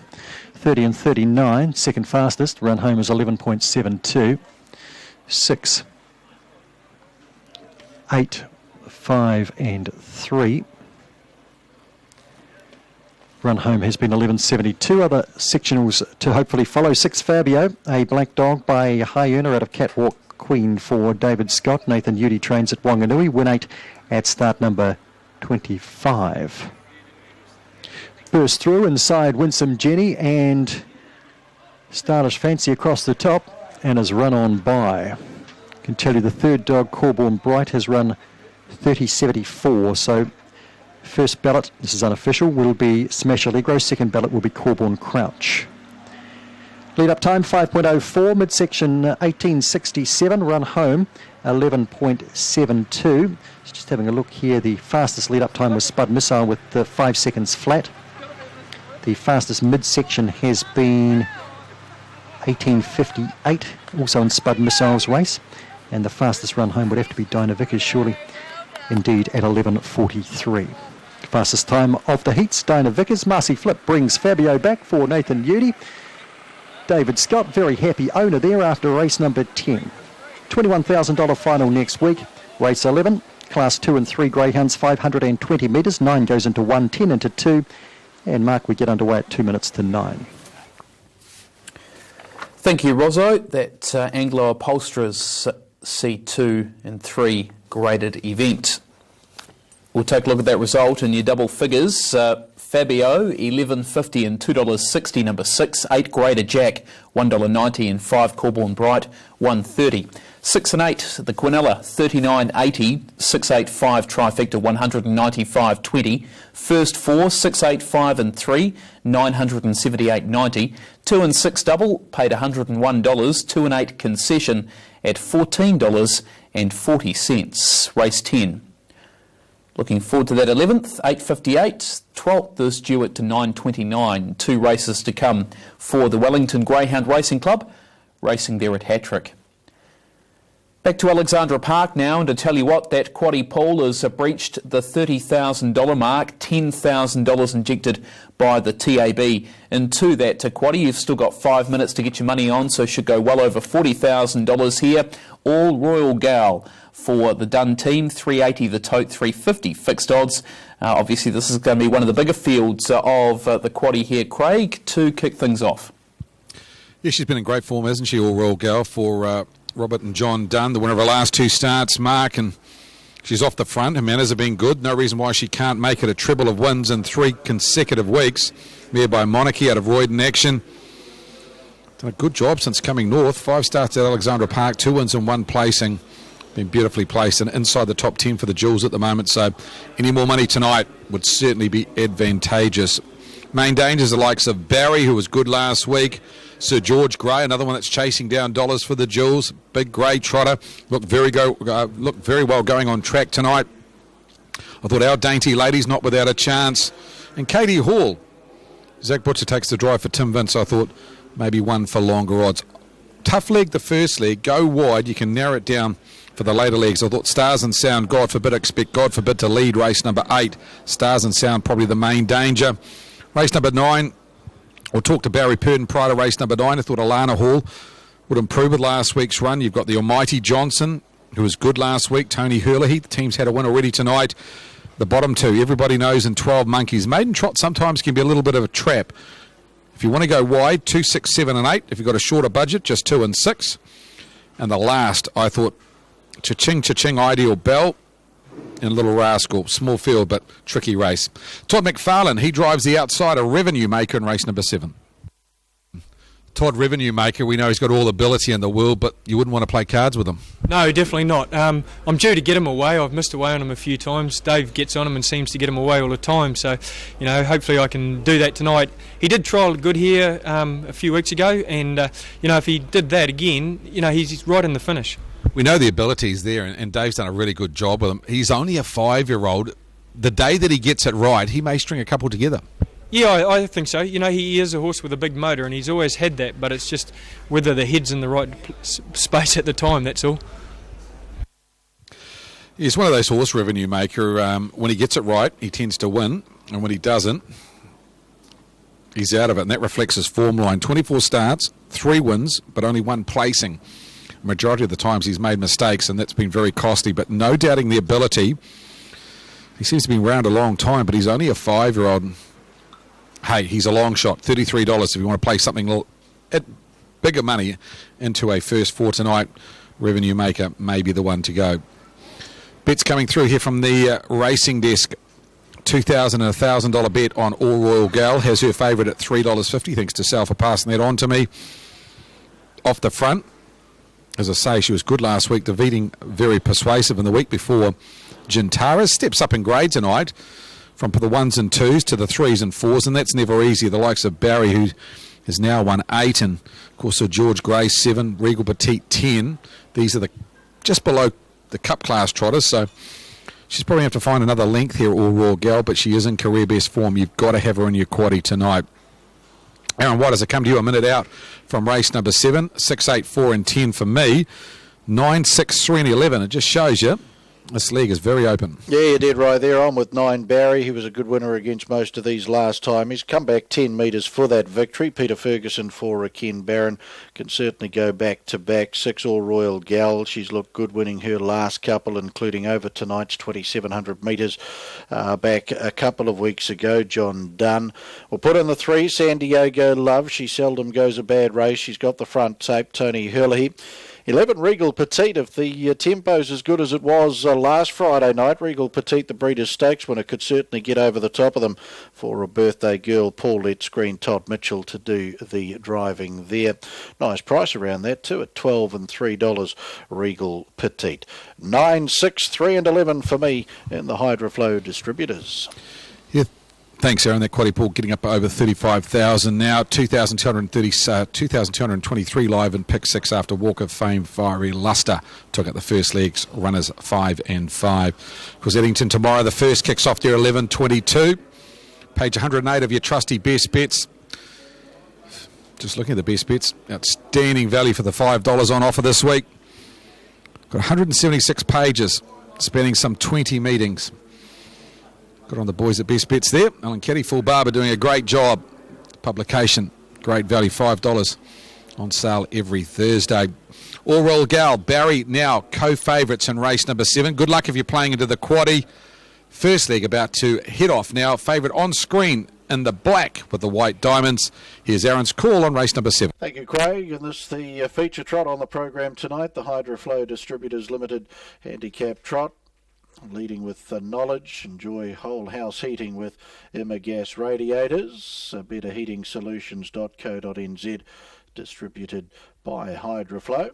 And the square gators will be called up onto their respective barrier strands. Front 10, 20 and 35 metre handicaps. So the 35 metre handicap to Charlemagne, back on a new campaign. The Jules winner, Philip Butcher for Colin Butler. So our Super Ram Getaway Doug, they'll be asked to turn in shortly onto the front tape by starter Frank Phelan. San Diego Love, the very consistent Love You mare for Errol Downey. Tony Hurley to do the driving. Katie Hall. Revenue Maker. He could win a race like this if he could just step away and get handy in the early stages. Revenue Maker at big money. All Royal Gals look good winning her last couple. She won last Friday night over the 2200 metres. She was a powerful winner over the 27 2 weeks ago. Our Dainty Lady comes forward, Barry and Sir George Grey. Breeders' Stakes winner Regal Petite comes up to her 20 metre barrier and the barrier strands release thereof. And Charlemagne makes a good beginning from its back mark. Katie Hall was a wee bit tardy off the front tape. They're all down and trotting though. All Royal Gal to take up the early running over our Super Ram. Then San Diego Love, Our Dainty Lady and Getaway Doug. Revenue Maker safely on the journey going into the showgrounds turn underneath that Barry. There followed Katie Hall and Regal Petite. 3 lengths away Sir George Grey and 5 lengths Charlemagne. So as they work to the lane with 22.50 to go and All Royal Gal looking to complete a hat-trick of victories under the ribbon of light at Alexandra Park. John Dunn leads a length and a half. Our Super Ram in the trail. Then came San Diego Love with moving up Revenue Maker. He's doing everything right in the early stages tonight for Todd McFarlane. Barry will get 1-1 cover on the back of Revenue Maker. Then Katie Hall around Our Dainty Lady. Sir George Grey around Getaway Doug. Back in the field, the Jules winner Charlemagne. And last now is Regal Petite. On the stables corner, All Royal Gal leads. Revenue Maker second and parked and trailing our Super Ram. Barry and Peter Ferguson 1-1. San Diego Love 3 back on the inside. Katie Hall in the running line. Our Dainty Lady on the inside. Then Sir George Grey around Getaway Doug, Charlemagne and the Breeders' Stakes winner Regal Petite back last. Into the back and the Hydroflow distributors and rolling along nicely in front All Royal Gal. Over our Super Ram in the trail and sitting out park Revenue Maker. San Diego Love 3 back on the inside for the Iceman Tony Hurley. And the 1-1 Barry. Then Our Dainty Lady back on the inside for James Stormont. Katie Hall to its outside. Getaway Doug back in the field with Sir George Grey and David Butcher. Philip Butcher, Charlemagne and a Regal Petite and the Wizard Todd Mitchell. Lead time 1:31.8 as they sweep across the showgrounds turn. And All Royal Gal, the Monarchy mare, putting them down nicely in front. A length and a half over our Super Ram and Revenue Maker. Sir George Grey starts a run. Barry saw that move come, Fergie, so he comes out in front of Sir George Grey. And Sir George Grey will get around him and he's looking for the lead. 34-2 the opening quarter. No wonder DJB was off and gone. He's gone around to get the lead with a circuit to go over. All Royal Gal and Barry third and park. Our Super Ram, Revenue Maker 1-1 cover for the final circuit. San Diego Love away from the markers. Our Dainty Lady on the inside. Then Katie Hall and Zach Butcher back in the field. As to Getaway Doug and Cliff Wilson in the last pair. Still Charlemagne and Regal Petite. 800 to go. 29-9 the second quarter. Sir George Grey into the back. Final time. Leads by a length over Barry the outside. And All Royal Gal trailing. 1-1 Revenue Maker. Then our Super Ram back on the inside for Salish Abernathy. Just goes off stride as I mentioned his name. Then San Diego Love, Our Dainty Lady will take up that spot that our Super Rams left.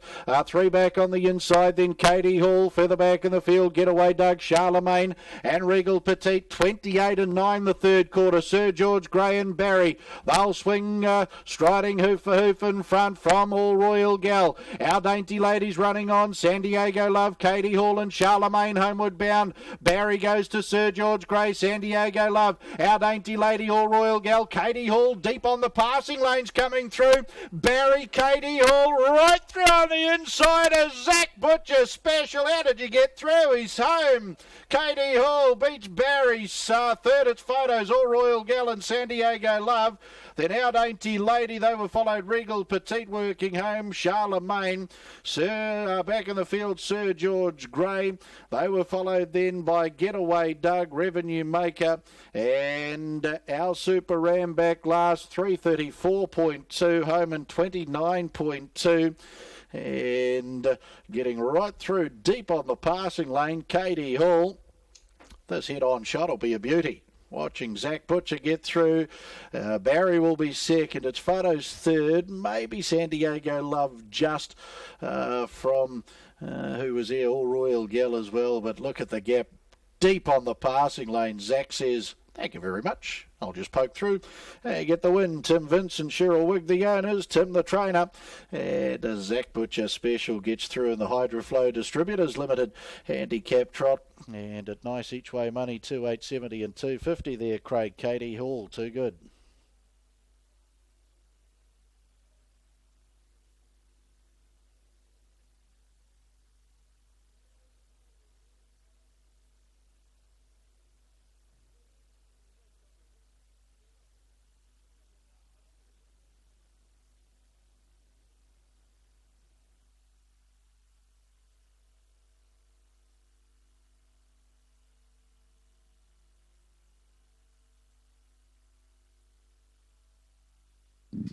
Official placings race 7, the Hydroflow Distributors Limited Handicap Trot. 4936812. 4936812. Horse 4, Katie Hall, trotted the 2,700 metres from a stand in 334.23. Mile rate of 27.6. Last 858.1. The 429.2. The margins, a half length, 1.5 lengths and O's. 4936812, race 7, Hydroflow Distributors Limited handicap trot. 4 KD Hall comes back at the head of the field, raced by Tim Vince and Cheryl Wigg. Tim trained at Cumu, and Zach Butcher back at the head of the field. Ken and Karen Brecken down there, part of the victory celebrations after the Hydroflow Distributors Limited trot, and a nice win by Katie Hall. His fourth at start 26, a quite easy 5-year-old bay gelding out of Cazzle Dazzle, bred by G.D. Beckett. Roger Barnes down there for the Auckland Trotting Club, a steward of the club, looking over the victory proceedings with Katie Hall, and Zach Butcher Beauty gets him home in the 7th. 9 Barry, Pickers a Spur, 6-year-old bay gelding out of Sundell for second for the Caliber Harness Racing Syndicate. Ken Barron trained at West Melton, Peter Ferguson. 3 San Diego Lovin for third. Love You, San Invasion, 5-year-old bay mare, raced by E.H. and R.C. Downey. Errol Downey trained at Cumu, and Tony Herlihy. 4 KD Hall, 870, 250, 870 and 250. 9 Barry, $1.80, 180. And 3 San Diego Love, 210, 210. Quinella, 2270, 2270. Trifecta, 295.50, 295 and 50. And the first 4, $675.80. $675.80. No update at this stage. The rules, and then to Tokahoka during Anzac Day weekend on the Sunday. KD Hall beats Barry and San Diego Love, first leg of our bonus quaddie. Paul got to 37,000. KD Hall 872.50, Barry 180, San Diego Love 210. Quinella 2270, trifecta 295.50, first 4 675.80, 493 and 6. We'll bring that new first 4 to you from Forbury in a moment. So we'll get back to you, Jason. Ask Me Mac, you're pretty keen on it too, so Michael House can certainly get the next training success here home tonight. Yeah, Dexter going for 6. What are his chances of getting 9, I wonder? He's probably on the favourite for the next 4 races, so he's already on 5. Good chance. I think I've picked him to win 3 out of the next 4, so can he get 8? Interesting. He should get 6 here with Ask Me Mac. Racing just way better than these, to be honest, and should really be winning from gate number 3. Danger, number 9, Kiwi Focus, but the barrier draw certainly affects her chances tonight. Draw 1 in the second row behind a maiden, which is pretty tough to cop really if you're on Kiwi Focus. So She's a place hope if she can get away from the inside. 4 Vera's Delight racing just great. She always does. She's only won 2 from 71, but she's had 33 minor placings, and I wonder how many fourths she's had too. She would have had at least 10 fourths in that career too. So she's a wonderful mare, Vera's Delight. And putting in for 4th, number 5 Sage, another one who's racing around the Lee Major class and has been in these the 2 heats so far, the Golden Girls, and done well. And certainly should be in the race again tonight. 3, 9, 4 and 5 for me. And race 8 is the Mobile starting to move. Third heat of a Southland Golden Girls series, moving up and behind the Mobile, 1,700 metres for this one. Favourite Ask Me Mac at 150, 90 cents only. Michael House and the owner, Mr. Rennie, looking for a double. Dexter Dunn looking for 6. Star Singer down and won the maiden. Penny Anna alongside, then Ask Me Mac. Vera's Delight, Sage, Sicilian Secret, Booty Bromac the front line, Kiwi Focus, Donna Mac the back row. Round towards the starting point, nearly there at the 1,700. Favourite should lead here easy off the gate. They're racing you. And Ask Me Mac will be one of the first away. Quickly headed off though by Sage. As your trail, Ask Me Mac. Third early is Vera's Delight. Followed through on the inside by Star Senior out deeper, Penny Anna. Kiwi Focus buried away on the inside. Caught out 3 wide, Sicilian Secret. Second last, Donna Mac. And Booty Bromac is at the rear. 1,400 metres left to run. Pacemaker is Sage. Here's Ask Me Mac though as the pace eased. Dexter was out of the trail quickly. And the lead will be there for him now. And Ask Me Mac, a round of a lead over Sage. Star Singers 3 back the markers without cover is Sicilian Secret. Vera's Delight's 1-1. Through the straight they come. Penny Anna's 3 back and 1 off. Kiwi Focus buried away, 4 back on the markers. A length and a half. Second last is Donna Mac, and 2 lengths last is Booty Bromac, and would be 10 to 12 lengths off the leader. 1,000 metres left to run, and it's the $1.60, 110. Ask Me Mac, a hot favourite in control. By a length and a half only from Sage. Villagers back. Star Singers third and 3 back the markers from Sicilian Secret around it. 1-1 Vera's Delight, then Kiwi Focus 4 back the inside. Second quarter was 30.5. Then came Penny Anna. A length and a half, Donna Mac second last, and Booty Bromac is last. Down the back they go, 700 out from home. Ask Me Mac travels well. A length and a half Sage. Still third the outside, Sicilian Secret. Star Singer back on the inside. 1-1 Vera's Delight. 3 out on those going forward is Donna Mac. Kiwi Focus back on the inside from Penny Anna, relegated back to second last. And Booty Bromac at the tail. 400 metres left to run. 28.9 the third quarter, and Ask Me Mac now puts 2.5 on Sage. 2 lengths away, Star Singer in Sicilian Secret out deep, Donna Mac. Further back, Kiwi Focus, Vera's Delight, Penny Anna and Booty Bromac, but Ask Me Mac turned the corner. 3 lengths clear of Sage, who's headed the chase valiantly. Further back behind them, Sicilian Secret, Vera's Delight and Kiwi Focus trying to fight out the minors. But here's 6 for Dexter. If you asked me out, Ask Me Mac, you'd be both right. Ask Me Mac won by 3. Second Sage, third's tight, Vera's Delight, Kiwi Focus, no luck at all. Next in Sicilian Secret, then Penny Anna, Donna Mac, further back behind those, Star Singer.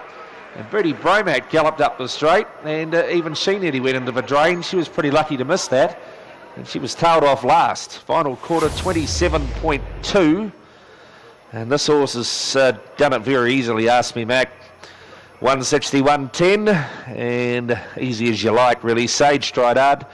Gee, there's Booty Bromac narrowly avoiding catastrophe out the back. Third's tight, Kiwi Focus, no luck at all. And has she got up for Vera's Delight will run third. Fourth will be on the inside, Kiwi Focus, and then Sicilian Secret next in. Booty Bromac, as you can see. Yeah, strange old goings on tonight. It's 2 in a row gone through on the markers, but the winner, Ask Me Mac, a 4-year-old mare by Mac 3 at a Talk to Me Later, raced by JP Rennie. Michael House, the trainer at West Melton. Dexter Dunn gets 6. There's 3 to go. Can he get 9? Interesting. There's 6 though, and he's done 6 a few times. I'm pretty sure he's done 7. Can he do 8? Just like the Wheatbacks, I suppose. But there's race number 8 on the card anyway. 2.4.2 unofficially, so good mile rate around about the 158, 159 mark there in race number 8. Back to you, Mark, We're back for race number 9, the race of the night at 9:19.